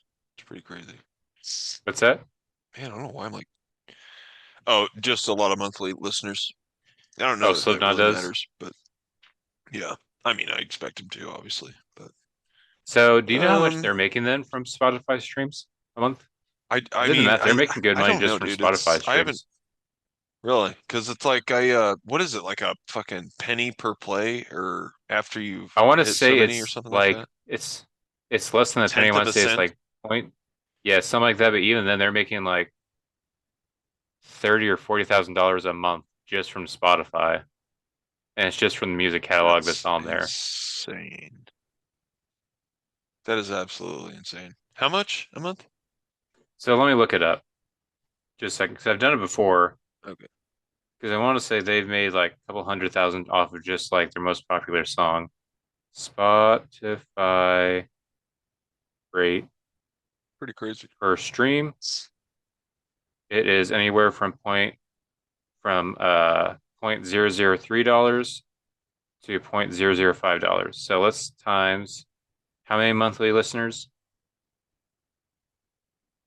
13.2 million. 13.2. Yeah. 13.2. So if they make the higher one, which is $0.005 per stream, they make $66,000 a month just from Spotify alone. Damn. That's pretty crazy. That's just Spotify, not counting the other streaming services and their touring and their merch and their uh, record sale, actual physical record sales. Yeah, I'd say they're doing pretty good then. Yeah. So yeah, here we go. So something this is a lot harder than I thought it was going to be.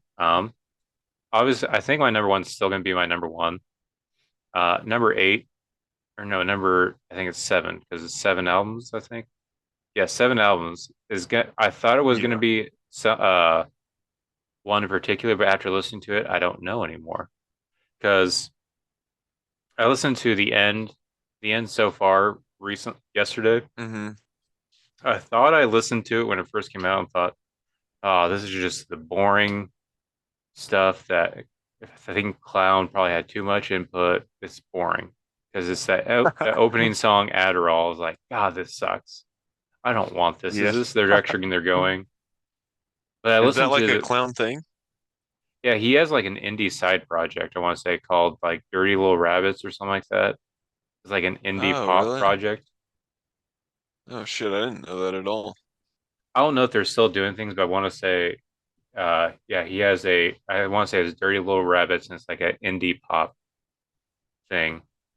But as soon as I got past Adderall, all the other songs, like, oh, this is actually pretty heavy. Because I was reading like comments on it from the band for this album. One Uh-huh. thing Clown said when they were recording it, he said, we're currently recording God tier music. And he compared it to it's pretty much a beefier version of Volume 3. I don't fully agree with that, but I do see more of the heaviness now that I've went back to it. So my opinion on things have changed. So what would you put at number eight I would put the end or so seven? far, absolutely, Okay, because I hated it. I really? uh man, yeah, I haven't caught the wave of this one apparently, but um I tried to jam this today and to prepare for this, and I mean, I barely made it halfway and I was struggling. I'm not a fan of how they open this record, especially Hmm. compared to their previous years. I think they've got a lot way stronger openers. And I don't know, just opening up with a softer song like that is just, it's so wild to me. But, um, and I just didn't even really like the track, too. And so it's like, and then I don't know. Corey Taylor's writing is so different in this album. Um, the lyrics, I mean, he's always kind of been a little all over the place with his lyrics. Um, I think he has some deep stuff from time to time, but it's like I really wasn't getting these. I didn't like his placement on it. I don't know. And the vocals are a main thing that I would go to Slipknot for. It's like, um, one of the bigger sounds in that band for me. And between him and Mick Thompson, I think are the biggest people in that band. But yeah, man, I don't know. The end so far, I definitely place there at number seven. I gotcha. So I will say, I haven't listened to this full album yet. I guess I found out. I thought I did, but I got to about halfway, a little over halfway through the album. Some of the songs I thought were originally shit, I actually kind of like now. Chapeltown Rag, Hive Mind, and I want to say the Dying Song. Those. So I was expecting this to be like a boring album, like the opening track Adderall, because I want to say they even came out with Mm. like as a single, and it sucks. It's not good. But Going back to the discography, I realized that there's a lot of issues I have with some of Slipknot's albums. They'll have, so every album has like at least a couple of songs that are like amazing. This is great, super memorable. However, there's other songs on the albums that are like, this is not a fully thought out idea. It feels like you didn't finish it, but the due date for this album's coming out, so you just put it on there, kind of thing. I do feel That's like that. exactly the vibes that I got with this album. It's like this, it seemed so rushed to me. It seemed like Mhm. a rushed album. Like they had a deadline to meet. They had to fucking get something out there. And um, I don't know. Maybe that's just a uh, I don't know. Yeah, it to me, I think I hear that too. It sounds unfinished, really. But Yen, like traditional Slipknot albums, they have these catchy hooks, like from the get-go, and they're fucking like full force in your face, like from the start. I did not get that with this album at all, and it didn't even have a catchy hook that I was caught by until Yen. I thought that Yen was the most interesting track to me. So. Mhm. But I yeah, gotcha. and then Hive. I don't even know that I got through Hive Mind, but I don't know. Yeah, Hive Mind had kind of a, if I remember right, it starts off with kind of a crunchy, kind of a sludgy riff at the beginning of kind of thing. So I Hmm. had to highlight that one because like, okay, this is a different vibe. And that's kind of what I liked about this a little bit more than I was expecting because originally I thought this album dog shit. Not gonna don't give two shits about it. And also I do think I think we're both kind of a little bit on the nose with this is their last album with their record label. So I don't know if maybe it was like, hey, let's write an album to get out of our contract kind of thing. So I do think there is a Okay. little bit of that Interesting. on this. But I will say, like, you're gonna see me talking about with the rest of these albums. There's a lot of song. I'm all about consistency. So my top albums, it's the whole album is great, but there's a lot of albums where like they have amazing songs, and then there's a lot of like fluff where it's like let's just put an album on song on there just to fill up space. And I feel like there's a lot of Slipknot albums Right. with a few songs here and there on there like that. So I'm Yeah, fine with putting sure. this at seven. What do we have at six though? So number six, I'm gonna kind of go with the timeline, and I think I'm gonna put "We Are Not Your Kind" here. I'm What very about you? surprised. I agree, and Really? I'm very surprised Oh, okay. Now, because was this a release that you got into? when it first came out, I got into it. However, I feel like the first half of the album is the only bulk that's actually worth anything. I feel like the last song, Solway Firth, but Unsainted, Earth of the Cruel, Nero Forte, Mm, and I think Red Flag are the only ones like, yeah, these are good. I like these. Unsainted, super catchy, especially with that choral singing going on. Solway Firth has yeah, it's kind of similar, but it has more of that edgy, like I wouldn't say almost like negative one kind of feeling, where it's like it's not full Iowa, it's not that full raw, but it's more of the aggressive kind of thing. But the rest of the album, I feel like I was talking with earlier, was it feels like there's a lot of half ideas, not fully thought out. Like Liar's Funeral is not a song, in my opinion. It's not like by definition, there's a beginning and an end, and there's stuff in it, but it's not fully thought out idea. It's boring. And same thing with spiders. I don't get it. yeah. I didn't understand that one either. It's like, uh, doesn't it just like spiders, spiders, spiders? Spot or something about it's. It feels like a dumb, like almost like nursery rhymes, like spiders come and something two by Oh yeah, two 10 by and night 2 by night. or yeah, something like that. That's right.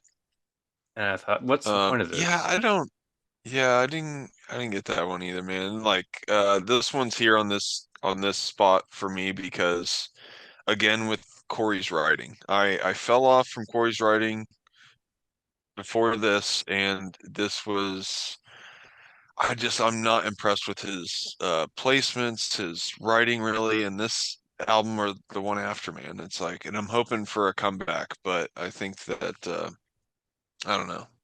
I don't know. We'll see. Neo Forte was my highlight of this album because of the riff. And it's all the riffage, dude. It's like that's what's holding me on though. It's like I mentioned Mick Thompson earlier, and I don't know why I think of Mick Thompson as being the rhythm that comes up with all the fucking badass chunkiness, and I think that James Root is more of like the awesome solo-y guy. Hmm. It kind of looks like that's the case because, but Mick's my favorite, I think, because of his mask too. Like, and he's huge, and so like he's just this fucking ginormous, like, I mean, he looks like a butcher from a horror movie, you know. That's what I Hmm. love about it. But and I don't know, I just they got Neo Forte. That is a badass jam on guitar, man. And it's like, you know, Corey, yeah, he delivers vocally in this, but as far as like the, you know, what's being sang, I don't know. I don't feel the hooks like with this Slipknot as much as old Slipknot, you know. Yeah. I'm surprised that you also put this low because I remember when it came out, it got a lot of attention from people, even outside the metal community, like Slipknot's back. They're back with making good music again. And it's good, but it's not, there's other better stuff.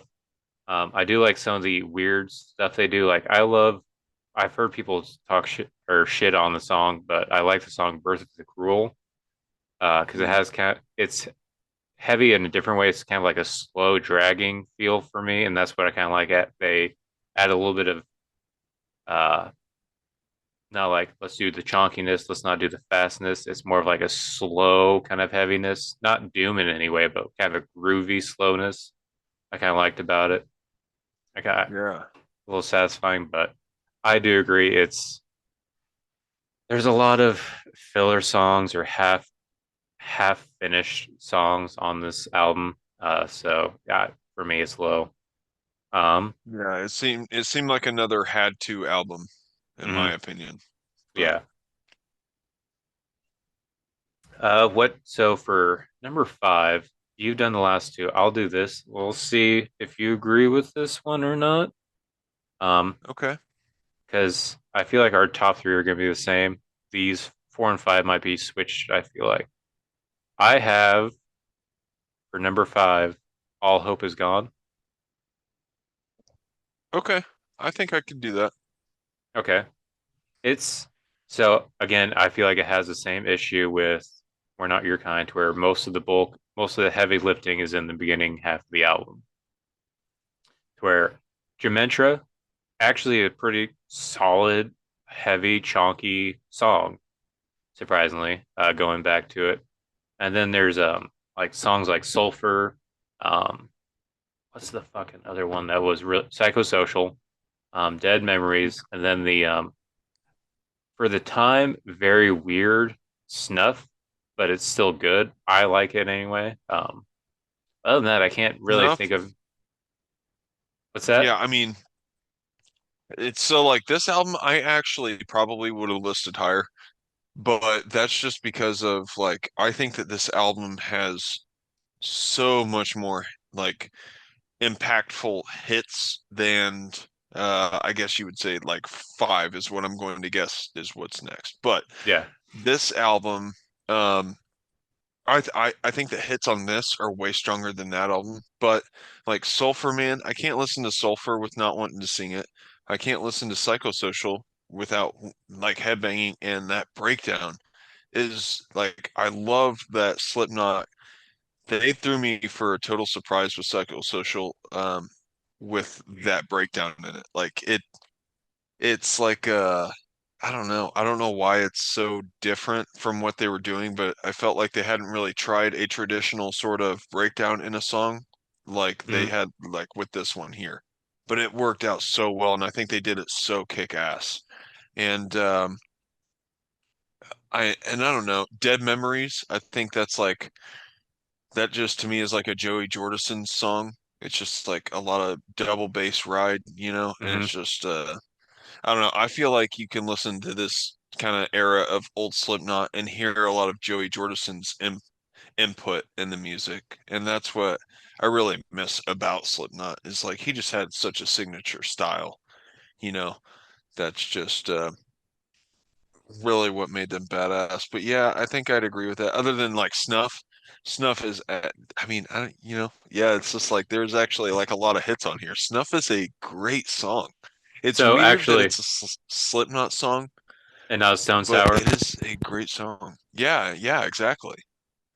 So looking at, And so I'm looking at five right now. I'm actually okay with putting five here instead of All Hope Is Gone, because actually all looking right. at it, I feel like I'm being hypocritical if I say that I want consistency, and looking at number five, like, Mhm. oh, I forgot there's a lot of songs I don't give two shits about on five.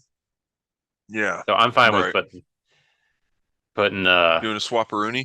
yeah, I'll put All Hope Is Gone on four. So we'll talk about a little bit more about four, then go back to five, then we'll go to three. But yeah. Okay. Also I would say All Hope Is Gone. Um I have a lot of do have a lot of memories attached outside. It's attached to this album, but it's outside the album. I remember Hmm. reading like how the recording process was done very like a lot of them weren't getting along, so they very unconventionally took turns. Like this person went in the studio, he records all his parts, he's done, he leaves. Someone else comes in, they record all their parts, they're done, they leave. Like very little interaction after the everything was written down. So I feel like Oh wow. Okay. that's kind of a little bit of a disjointed, like I won't say a sterile feel, but like we're not going to get along kind of feel. But Well, I to do me, have it was like my one harp on it is like I think they should have ended the album with the track All Hope Is Gone. Like, I think it's such a great album ender, but then like, and I think of that song as being the album ender, but then like looking at it, it's like there's three tracks after that one. And I don't think those last three tracks are even that memorable. Vermilion, mhm. like part two, some weird remix is like one of them, but um I don't know. That's one of like my itches about this. I'm like, it's like the track listing just almost seems out of whack on the second half, but I don't know. Fuck, I don't know who took part in that. So Yeah. Also, I remember when this came out, I was hanging out with a lot of friends, and they were all huge Slipknot fans. So I remember listening to Sulfur a lot and Psychosocial. So it does bring back those type okay. of memories. So it's summer of '09 feels. So good Yeah. times, good memories. Yeah.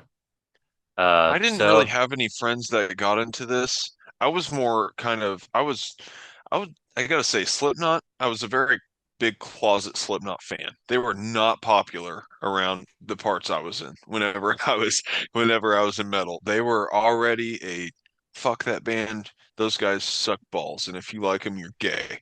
So I it was just like I don't know why they got so much hate, but man, they sure did. And so I wasn't really talking to anyone about Slipknot unless it was like my sister or maybe I had a friend or two, but it I don't know. For a while there I was scared to talk about Slipknot, but I've I've always been a big Slipknot fan, dude. They're fucking awesome. Sorry, I got sidetracked. you're good. I was a little bit in that crowd a little bit. So I came from Maryville where no one really listened to metal. If they did listen to metal, it was more of like the mainstream kind of stuff where Slipknot was it. So yeah, I remember. Yeah, I mean, it's like it's just I talked about this before in a few episodes ago, but it's like that thing when a band becomes so big and they have such a weird edge or something crazy about them, like Slipknot does. They got 9 members and they all have masks.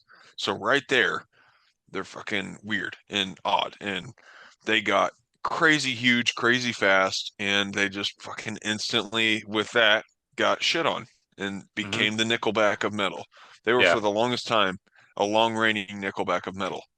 And now I think they kind of phased out, but I'm honestly surprised they're not kind of still being that. That's mostly just for my opinion based on Corey Taylor's solo project and that phase. It's like, ugh, I don't care about that side of it. I wish that, and that's what I kind of feel like he's being pulled in so many directions. His focus on Slipknot has gotten really kind of fucking off track, and uh, I don't know, man. It's just they sound so different from where they are to me now, particularly Corey Taylor's parts. But Yeah, anyways, yeah. sorry. That's all I have on this album. You ready to talk about Yeah, Five, the five. Gray Let's do it. chapter? Yeah. So there are some good songs on this that I really liked that I feel like some people were shitting on that like I don't care. I like it. Like I do like Kill Pop. Even though they advertise the shit out of it. Devil in Me's not bad. It's good, catchy, like it's their psychosocial, just a little bit catchier. Yeah. And then the Yeah. negative one, coming back with Oh, that like hard edge. dude, the fact that the negative one came out after All Hope Is Gone, like after once I heard the negative one, I was like, oh my God, like Slipknot is back. This track for me, it brought me back. I think you get like the vibes from Iowa on it, the Hmm. pounding constant hit in it, and then like the DJ, like DJ Wilson, he's doing shit from fucking the first album on it. I feel like it's that prominent you know, his parts like just they're really prominent in that song. And it's just like I love that song, dude. Even still to this day, I'm just Hmm. like that gave me hope that Slipknot can still be Slipknot in the future.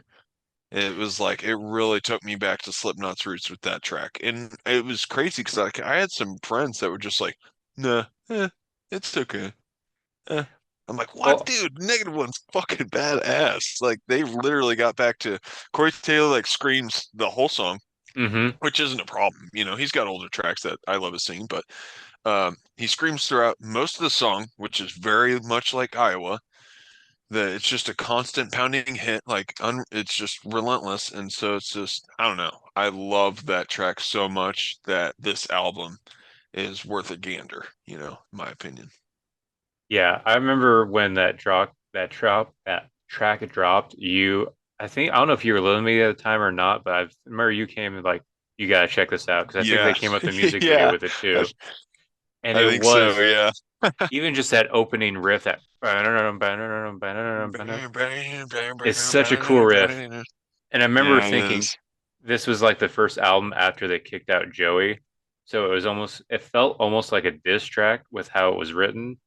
I want to say he Oh clarified it wasn't wow. about him, but it felt like it. Like it's either me or the negative one thinking like, oh, he's talking about Joey. Apparently he's not, but it felt like it had that more visceral, like, oh, they got the anger, That's that crazy. that piss and vinegar back in them. Like, yeah, it's See, awesome. and I forgot about that. I was going to ask you if Joey was around this album or not, because that to me, that sounds like a Joey song. That sounds like Hmm. a very big like Joey Jordison song, but wow, I totally did not know that. Or I Yeah, guess I'd forgotten that. I remember the bassist died, and then like not long after that, they then kicked out Joey. So the album was called The Gray Okay. Chapter, named for Paul Gray, the bassist who died, and they had already kicked out Joey And then he Jorgensen. started Sinsanum. You remember them? Oh, did he at that time? That was Yeah, with and Attila. yes, yeah. That's a badass side project, man. I really Hmm. like that band. But he now see, I think I remember reading interviews where it's a discrepancy on both parties. Like I think that Corey and them would claim that he was fired, but I think Joey claims that he quit or something to that effect. Do you remember that or I don't was he remember. clearly fired or I feel I I I thought I don't know. remember I don't seeing think I something ever like read that. his thing because I just remember thinking like Slipknot was always. I've never been. I've been. I'll go in and out of like things of like I really like them, and there's times like, they're that band. So I don't Yeah. think I ever actually read the thing on Joey too much. I do want to say I've never been too much into his other side. I like Sensanum, but like Mm. Murder Dolls and was he in Wednesday 13 or I'm not too into his other Yeah. stuff. I like it when he's heavy, like Sensanum, stuff like that. But Yeah. Yeah, yeah, I definitely agree on that. I never really delved into his other side projects either, but Sinsanum, I think, was his Metal Muse once Slipknot wasn't in the picture anymore, and Hmm. he delivered, man. The drumming's fucking stellar on the in that project, and I think that I remember reading that he wanted to go heavier. Like he was wanting to go heavier. Corey, I think that there was some sort of controversy, like he was just, I don't know. I think I'm just kind of bullshitting at this point, so yeah. But yeah, man, the drumming on Sensana, no, it's like it's killer. And he whips out blast beats a lot more because of course you got Attila on vocals, so why not? Yeah. Um, yeah, back to this album. Just looking at it, I remember Yeah. there's there's I'm having a hard time Yeah, remembering we some of strayed these pretty far on songs. that one. Some of these songs. So back to the whole thing of like putting songs just for the sake of songs. I feel like this album kind of does that. And then also what I was talking about earlier, to where too long of an album, you need to cut it short. This album drags Yeah. on. There's so many Yeah, it songs. seems like it. There is. There's a fucking lot of songs, and it's long. It's an hour and 14 minutes. Hmm. With 16 And songs. yeah, dude, that's fucking crazy. Prominent ones that I remember, I think, are pretty much what you covered. I think AOV and Sarcastrophe, I think they Hmm. kind of got some sick riffs. I remember those songs particularly for the guitars. The Devil and I and Kill Pop, those are popular ones, obviously. I want to say Custer. I think that was one I that I think that's remember the one listening that's like to. cut me up and Oh fuck me up. yeah, yeah, yeah, yeah. You know what? Like I listened to that song, and as I'm listening, I was like, I don't know why I like this song. This is kind of like a stupid chorus to chant, but whatever. And then like I noticed it just pops in my head like later It's randomly. catchy.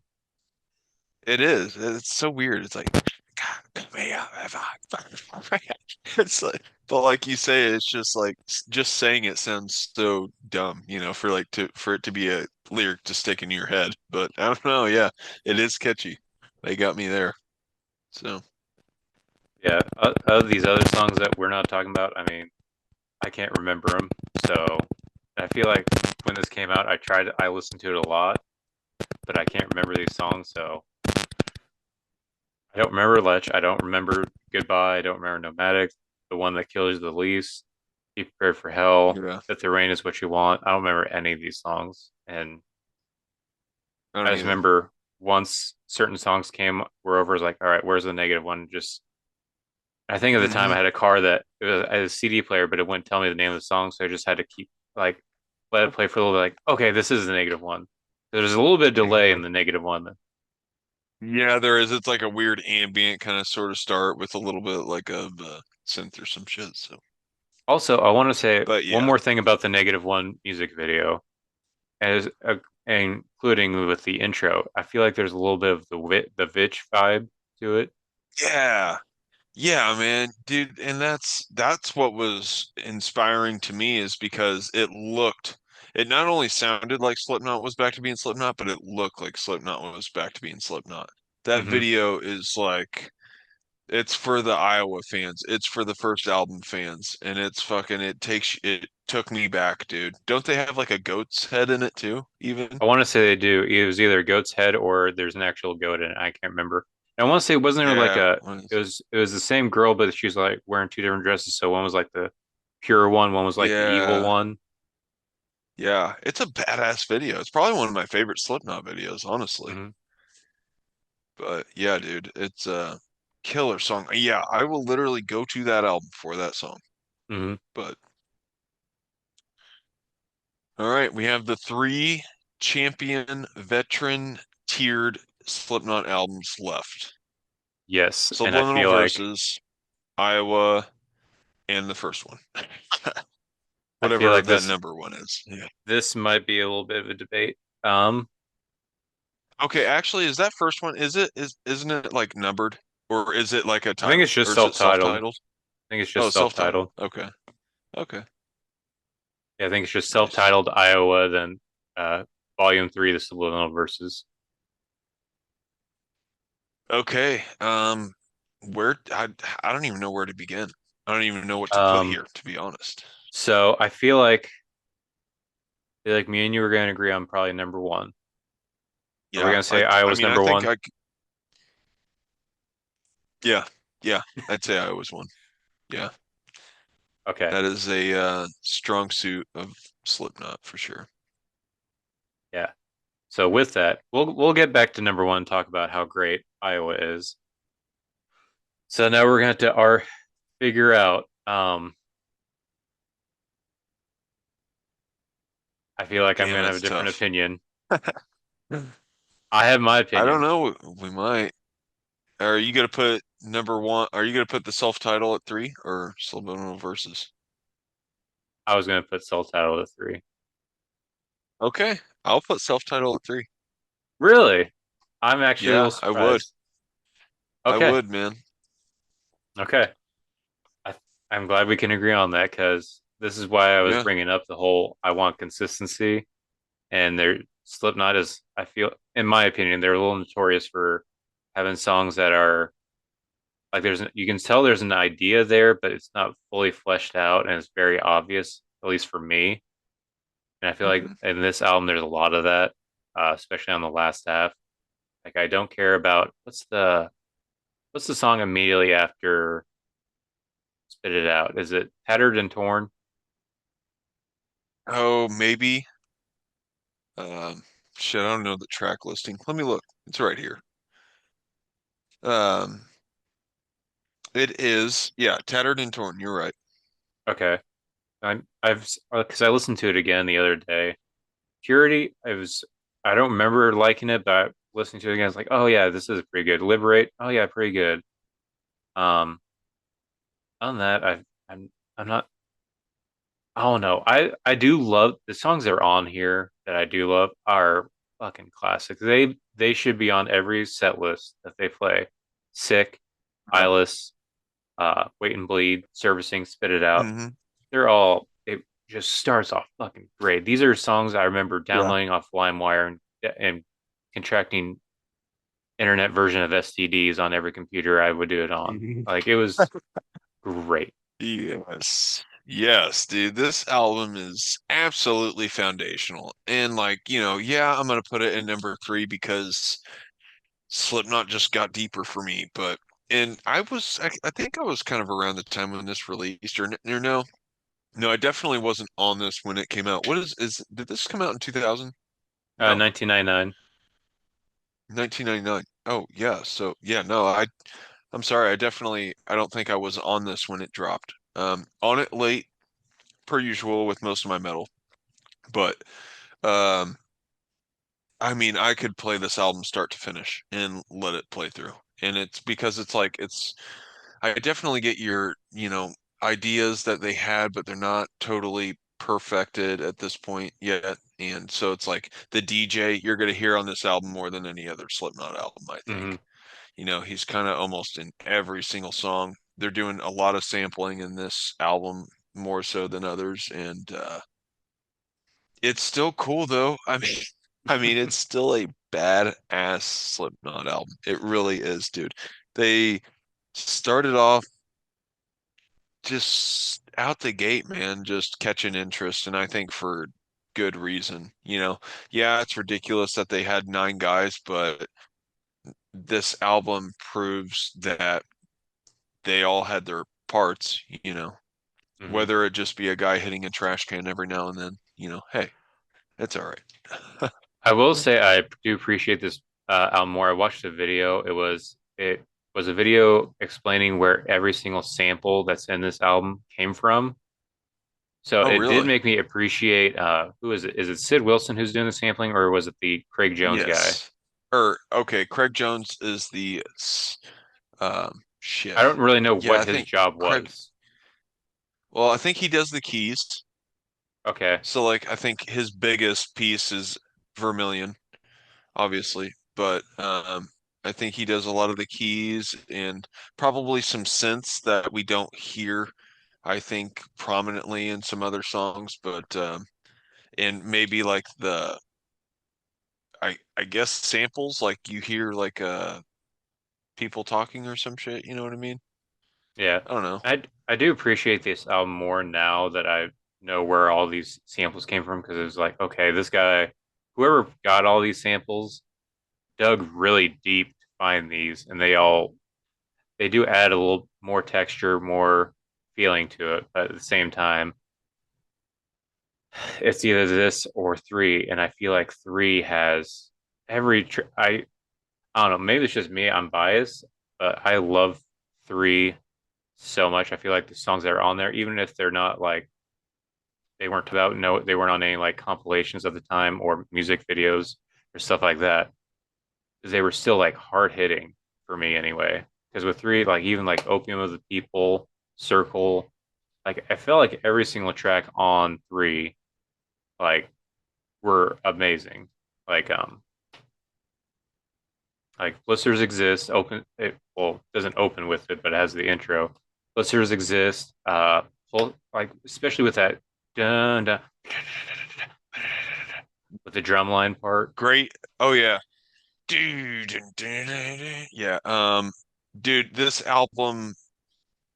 So we're moving up the list number two, and it's going to be Subliminal Verses Chapter Three, or is it three Subliminal Verses or Yeah, volume three, the subliminal verses. Volume Three Subliminal Verses? They need to get their fucking titles in order. Like they have point 0.5 for chapter, the gray chapter. Like, come on, man. Like, are you doing volumes? Are you doing chapters? What are you doing? Like, but no, it's this album was huge for me because it took my metal virginity, essentially.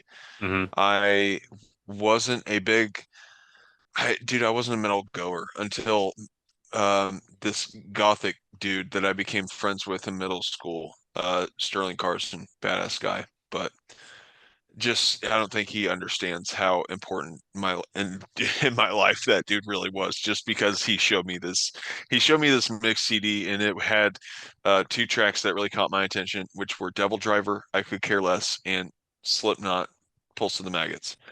And I hadn't heard like metal like that. Just the double bass, and like it was literally my virginity being taken away, my metal virginity. It's like it was Pulse of the Majesty. I was so captivated. I was like, oh, this is my thing. This is what I like, man. Yeah, that's it. Like I need more of that. And that's just I spiraled from there, dude. But so like this album being a gateway album for me, it's like it's number two on this list, but in a lifetime list of metal albums, this one's going to be up there probably in my top 10 because it is so foundational for me. Start to finish, epic intro, um, and just really captured like a spooky vibe to it. Like as kind of like cheesy as it sounds, but it's like just an eerie feel, and the sampling and the keys and stuff. Um, yeah, dude, like track after track, just full of bangers on this album. Hmm. And obviously, I think they probably caught the most attention with Duality. And I want to say, like, I think that their tracks for these top three albums, like, all the title tracks were really solid. And it's just like you look at the title tracks nowadays with New Age Slipknot, it's just like, I don't know, it just seems so off or way off track, or I don't know. Sorry, back to this album though. I remember, or yeah, so it opens up with Prelude 3.0 or The Blister Exists. Which one is? Oh yeah, oh yeah, 3-0 is that's the song that I love, dude. I Is love that the one that 3-0 goes so damn. which one is that? Is Yeah, that 3 and nil? then yeah, it.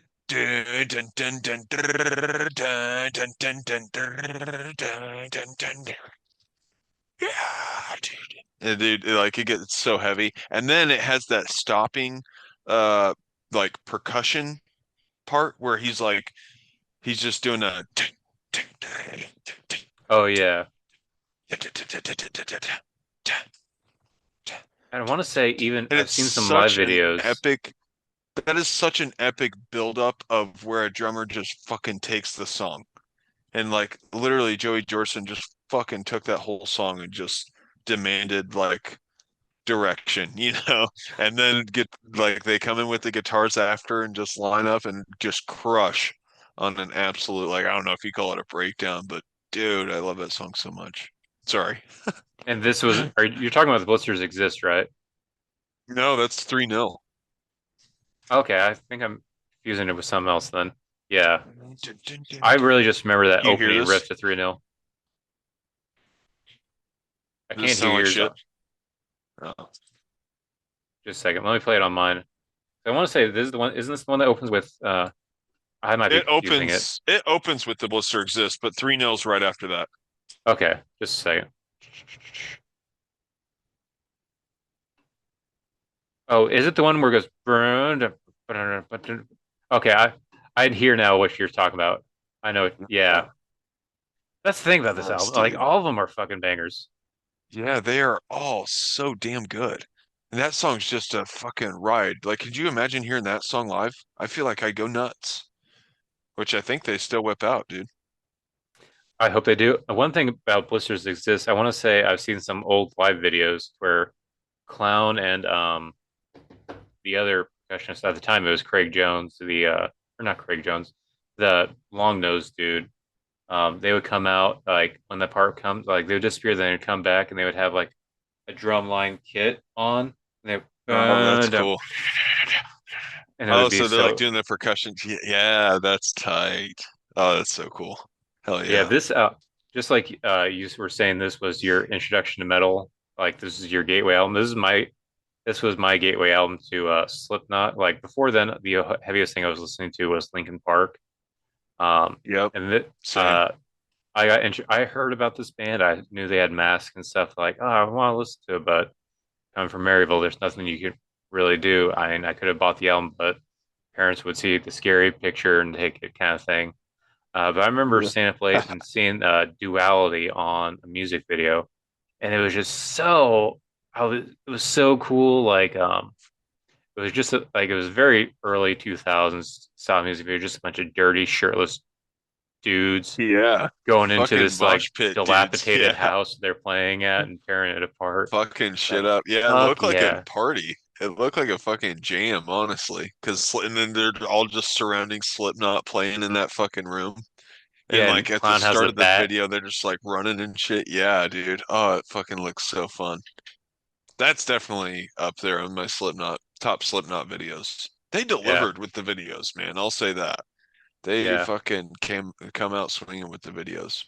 And then this And is another also thing I'll say is like live Slipknot, like, yeah, we kind of got these weird last two albums for the last 2 years. I'll quit shitting on them after this, I promise. But it's like I think that they are still doing like a pretty traditional playlist live. hmm. I think they bring up a lot more classics than they do a lot new shit. So for those reasons, it's like I'm still motivated to see them because a Slipknot show is unlike any other show, dude.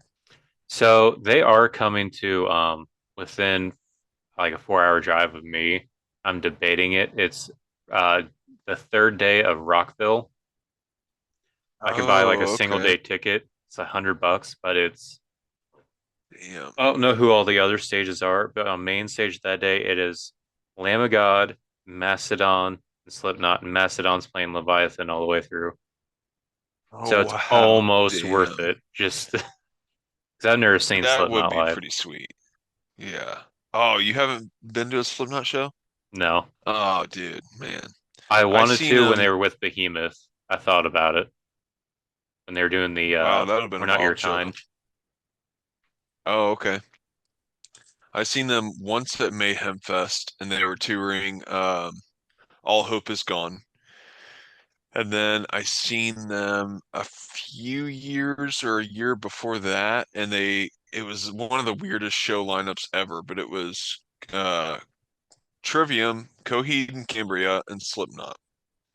And that was at the Sprint Center in Kansas City, I think. And it was a weird ass lineup, but it was a fun show.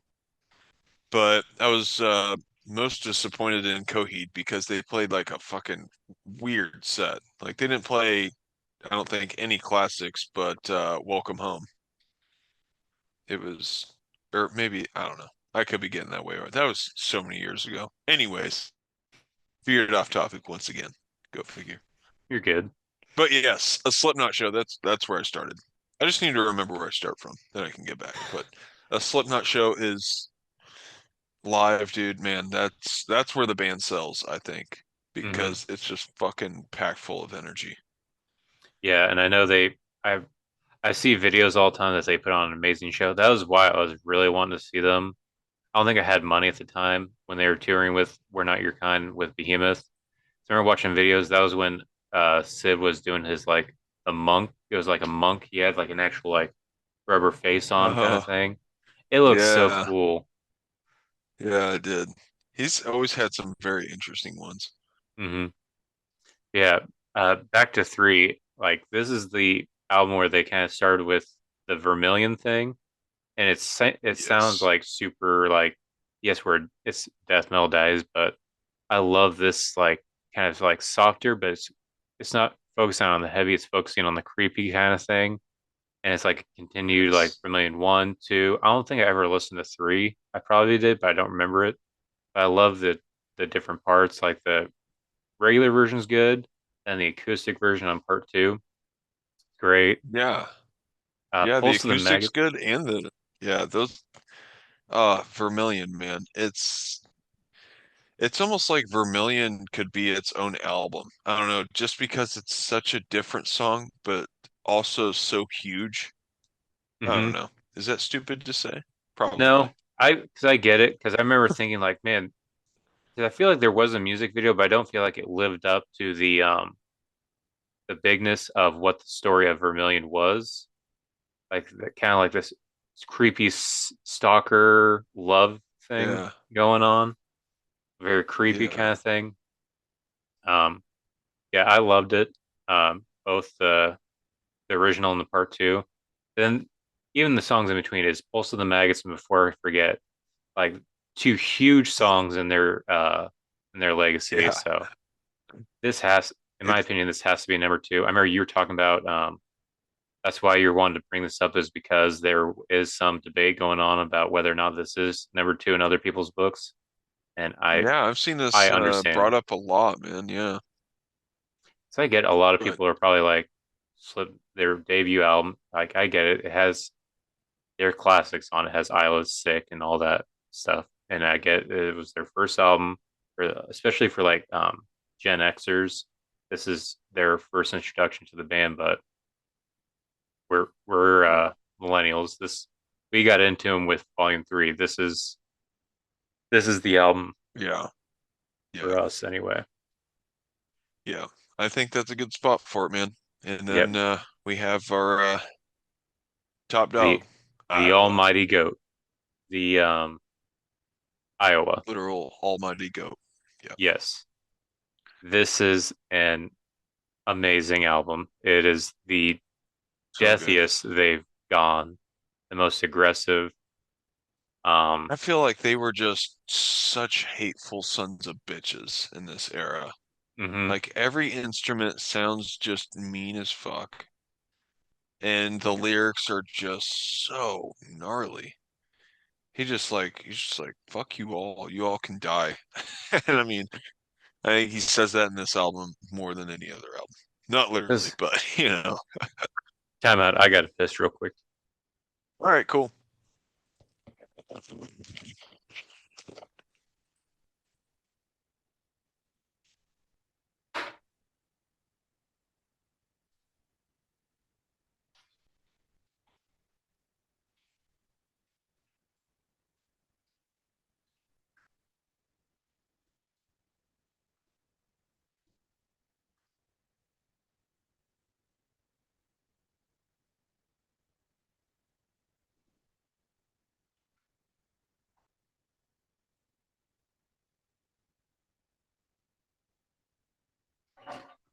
Yeah.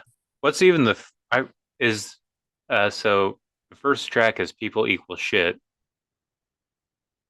Yeah, the first track is people equal shit. What's the is the first lyric that actually I want to slit your throat line? That would be crazy if that's the opening lyric. I want to slit your throat and fuck the one. Like it's just So so it's, I mean, Yeah, 515's the intro, but yeah, I guess they oh yeah, the intro on this album, dude, is so damn eerie and weird.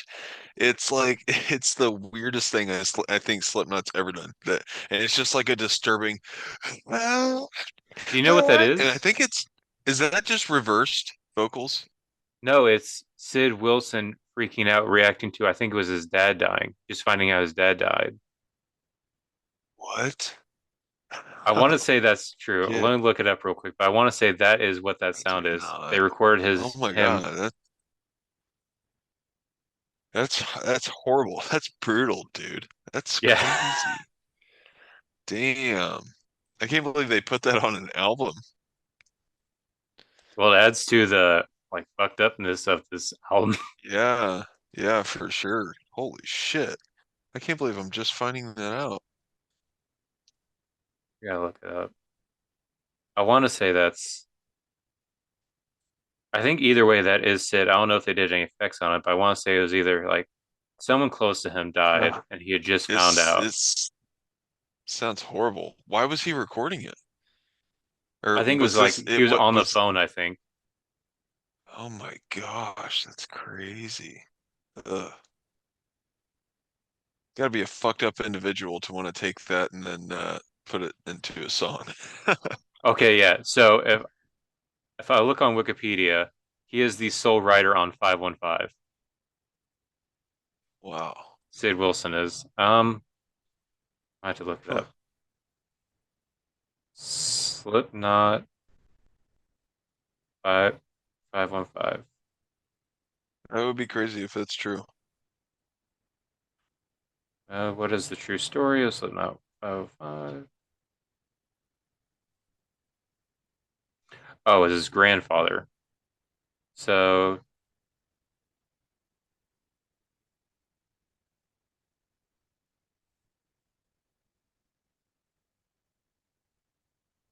It's so nuts. And then they follow okay, it up with people equal shit. Sid never got the chance to see his grandfather before his unfortunate passing, and Sid was actually leaving the studio to go see him. Then he received the call he passed, and he re-entered the studio, told the mic I to flick it on, and he lost it.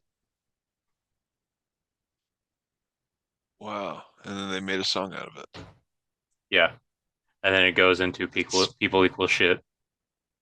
Just that's so it's a fucked up. That's vile, crazy. just angry. It's a negative, and I want to say they were on the verge of breaking up from it, weren't they? Because they were so just negative and hateful to each other, kind of thing. Because they recorded it in the Manson murder home. Oh, I didn't know that. Yeah, I want to That's say that. crazy. Then also There's a Corey, lot of history around this then. Corey did vocals a certain way, which he can't do again because you can tell like he's super angry in this one, like super Yeah, raw. he's screaming like a motherfucker in this album Hmm. compared to other Slipknot albums in a different way, man. He got a lot more uh just sounds like a fucking harsh girth to him compared to other Slipknot. Yeah, it's a great album. There's even some catchy with how evil and like uh messy and gross this album is at times, like with Disaster Piece. Like I like it for how ugly it is, but at the same time, I'm not a big fan of the song Disaster Piece. Yeah, I'm not really either. That's probably like one of the I'd say but still see I feel like I see a lot of people like that one, but I Hmm. don't really get the hype on that one as much. But Everything Ends, I think should be way more popular than what it Hmm. is. I fucking love that song, dude. You are all fucked and overrated. I think I'm gonna be sick and it's your fault. Oh, it's so badass. Yeah, that and then also there's so many good ones. I'm gonna have to pull it up It though. really is. I mean, yeah, the Heretic Anthem, they're playing that Hmm. one live to this Yeah, day for sure. yeah, I Probably got a every speeding show. ticket from that song. Really? Yeah, I was just listening to it, getting all excited, pumped up, and then I got pulled over doing a 55 and a 30. I was Damn. like 17, 16 at the time, something like that. Yeah, people with shit, Rebel. Disaster Piece, My Plague, Left Everything Behind. Ends. Yeah, oh yeah. Yeah. My Plague. Wasn't that Or no, I'm sorry, I'm thinking of Wait and Bleed. What that was on Resident Evil, or was it My I think it Plague? was. It was Yeah, My Plague was kind of like similar vein where want to say that was one of the ones that had a very catchy riff and a catchy chorus like kind of thing. sing along. Yeah, Kind of like with Left Behind. right. Yeah. Oh yeah, Left Behind, dude. That's totally a classic. Also, Another I Am fun Hated. song. That's a deep cut, man. Yeah, and Skin Ticket. Oh yeah, for sure. Because that's I listened to mostly this. I got introduced to this album because I bought 9.0 I Live just knew a because it was a random album that was at movie stores, the only place I could get yeah, uncensored music, and it had a bunch of Iowa on it. And it's like, and I remember the Skin Ticket one was like, this is the first time we've ever played this song live. This is gonna be a mess probably, but we'll see how it goes. And just these weird sounds going on. How it yeah. starts, Isn't like it it's so like cool. super long? I Or don't remember. I remember loving it, but like the weirdness of it is like I don't know how they do this. Obviously, they have like DJs and stuff that can probably do it, but it's just a yeah. chaotic mess, and it's great. Or I think I'm thinking of the track Iowa. That's really long, maybe. That one is long, and I will listen to that just because of how I love I. It's almost like Vermilion, but more like serious, in my opinion. Almost like an epic. It's an epic song with how long it is and the vibe. Hell yeah. Such a fucking foundational album. I need to get this album on vinyl, actually. Yeah, I've been thinking about it. I bought the Slipknot whiskey, the Iowa, what was it? The Iowa Ooh, batch. Uh yeah. I I I heard drank about it that. all, but I did keep the bottle just because of for me it's like because apparently he started this growing this batch. The this batch's birthday is the same year as this album. So that's why Oh, it's the hell yeah. Iowa batch. So Oh, I that's have had awesome. to keep And the you drank bottle. it all? Yeah, I've thought about buying another Was it bottle just to like keep it for, was it but good? it's spicy. Yeah. Surprisingly, it has a little bit of jalapeno Okay. flavor, very corn Oh flavored wow. because it is Iowa. Yeah, All it right. wasn't too bad. It was interesting. Nice. Awesome. I have to try that one. Yeah, That's it's awesome. Well, yeah. there we have it. The Slipknot discography. Mm-hmm. So yeah, well, what should we do next for album rankings? I'll let you take this one, man. I'm down for whatevs. Um, we talked about them in this one. I think we might as well just go ahead and do it. The Acacia strain. Ooh, wow. Okay. Damn, Um, that would be fun. Yes. I think Deathcore. I think no matter Okay. what, their first album is going to be the last one, and Life is very long. I'm in this Acacia Strains fan club group on Facebook. I have never seen a single person talk about this album. I've listened to it and I don't like it. So if you're okay with skipping that one, I'm okay with skipping that one because I guarantee neither of us are going to like. And Life is very long, but everything else, Oh, is free that game. an older one? Or It's their debut. It's oh, like okay, yeah. 2000. It's very rough. Really? Hmm. I don't even know that I've listened to it. You're not Is it missing. Vincent? Yeah, it's Vincent, and I want to say their Okay. drummer, maybe DL back when he was in the band. But other than that, Okay. it's not the Acacia Huh. strain you know and love. It's um like I think we 2000s. need to throw a disclaimer out there and say that, here at Death Metal Daddies, we are all about the convergence of deathcore and death metal to an extent. I think we're going to veer more into the death metal lane than we will the deathcore. I But will. for veterans of metal, like I think the Acacia Strain is, I think they're worthy of a discography review. So, hell And yeah. I do too. And I do want to try to we are death metal daddies. We obviously we came from the like a metalcore, deathcore background where we did get more into death metal. At least I did. I know. I want to say you probably got Yeah. introduced through like Job for a Cowboy, so probably similar vein. But I feel like Yeah, I we mean, do talk about death, actual like full on death metal from more often.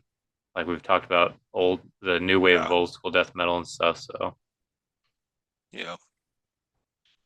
Yep. So, I mean, yeah, I guess if, you don't dig the acacia strain, then your life sucks. So, yeah, you can go fuck yourself, kind of thing. So yeah. All right. Hell yeah. I'm stoked for that one, man. The acacia strain. yep, I'm Absolutely. That'd interested be to see tight. where you're going to rank some albums. We'll see how it goes. Yeah, this is gonna be an interesting one for sure. But hell Hmm. yeah. All right. Other than that, that's all I got. Yeah, I think that's it, dude. Yep, I have an early morning tomorrow. Get my dog's nuts cut off and take my son fishing. Oh, poor dog. Don't do that, man. Let him roam. Let him free. Let him No, spread. he's chasing cattle. Oh It's a huge shit. He's issue. being a wild man, huh? Yeah. Although I was How thinking old is this he? earlier, he just turned a year. Oh, yeah, he's wanting to be set free. He wants to repopulate. No, he doesn't. We don't need any more of him. Also, don't they live longer if you fix them? I want to say that's a thing. I don't know. I shit, I don't know. Maybe. Also, I was wondering this today. So, like, I had a vasectomy. Why is it for humans like Oh they're like, shit. we got to sterilize? If someone wants to be sterilized, like, all right, we're gonna put them under. We're gonna go in there, find the vast difference. We're gonna snip them. We're gonna cauterize them. Put it all together. There might be some medical issues, but we'll get you through it. Dogs we sterilize, like, let's just cut off their whole fucking nuts. They'll be fine. Fuck it. Yeah. They'll live longer, kind of thing. Yeah, I don't know, man. And I've heard that like it's a clear difference when it happens. Like you can see the dog get lazy and sluggish. And so it always worried me. And so I never got Opie's nuts cut off. But now since I didn't do that, Opie's a fucking asshole. He's never been a really great dog. He's always been iffy around kids because he's so territorial.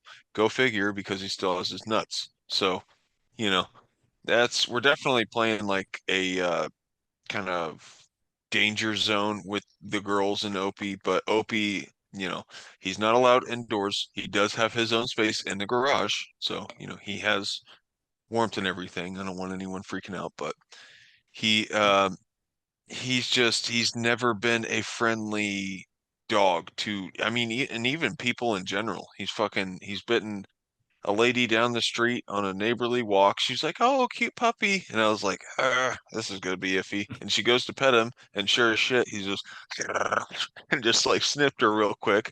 I was like, "You fucking asshole!" and just jerked him away. But it's just like that dog is a walking lawsuit just waiting to happen. I mean, I just, it's just like, oh, scares the shit out of me. But so I supervise, make sure I always supervise, whenever Opie and my daughters are around each other, just because I never know what that dude's gonna really do. So, but yeah. So, yeah, I mean, maybe getting your dog's balls, his balls cut off might be a good thing. I don't Yeah, know. because he is big and he's super playful. He'll nip the kids every now and then, but like they'll freak out. I was like, no, he's not doing it like aggressively. He's just trying to play. I'm hoping Yeah. the nut removal procedure will help with that, but we'll see. Um, yeah, I've also thought about every now and then just putting a muzzle on him, so like kind of like a punishment thing. Like, all right, you're gonna bite. You have muzzle on to where he kind of associates like, all right, I don't bite kind of thing. But I know Yeah. I remember hearing dogs don't actually have memories. I don't know if that's true or not. They only have Yeah, I don't know. I mean, he'll still do his doggy tricks that I taught him whenever he was a fucking like itty bitty pup. And I basically just taught him to stay. And I held a treat up and I was like, nope, stay. And like I made him sit down and then I'll put the treat on the floor like 10 feet away. And I'm just like, go, and then he'll like come get it. So it's like I taught him to do that, but then he learned that trick, and that's the only one he ever learned. So, Well, I want to say that's part. So, like, they'll learn like stuff like that if you do kind of like Pavlov's dog, whatever that thing, to where they know certain actions lead to certain rewards and stuff like that. They'll understand that. But when it comes to like if they pee or poop at the house or do something, you have to uh, intervene immediately, or else they're not going to know what they're being punished for because they don't remember doing it. Like if they pee, oh, then an okay. hour later you find it and you put their nose in it, they just think, oh, my owner They're gonna doesn't be like. like, "What the fuck are you doing?" Yeah, Or like if you put their yeah. nose in their poop, like, oh, my owner doesn't like poop, so I'll eat my poop so he never sees it, and they won't Oh, associate, oh, I'm not supposed to poop in the house. They'll think, oh, my there's random poop in this I house. could see that. Like they don't have capabilities of holding a long-term memory, Hmm. but more so just like a short-based one, kind of. Yeah, like this action leads to this kind of thing, I think. I don't know how much of Huh, that's true. interesting. Hopefully someone who studies dogs listens and corrects me on this, hopefully. Yeah, message in. Let us know. Yeah. Yeah, hopefully so since I have all this going on, hopefully I can actually record this into video to where I can put it into a video podcast on Spotify, then also That'd maybe be put it sweet. on YouTube. Yeah, Yeah, well, there we we'll go. see. Oh, and some people like Josh, they use shittier apps for listening to podcasts and stuff. So I think he was wondering if we're ever going to go to YouTube Music. Do you know of that one? I don't know about that, but I wonder if we have a YouTube video, if it'll like I don't know how YouTube On Music works. there? If it's a Yeah, video I that don't know has either. sound on it, can it be played on YouTube Music? I don't know. I think he asked about that one. Maybe Apple Music, or are we on We're on Apple? Apple Or Music. oh, okay, cool. Yeah, yeah, I Yeah, we're don't on know. Apple. We're on Well, Apple Music, Castbox, and Spotify. I think that's it. yeah. I mean, and that's really the most important ones. If you're not using those, you're fucking up. So, Yeah. What's wrong with you? yeah, yeah. But all right, cool. Well, hell yeah. I don't know, man. You got anything else? Not that I can think of. How we doing? Are No. you keeping up on numbers? I guess you can cut this out. Death Metal Daddy's out. Yeah, Death Metal Daddies out.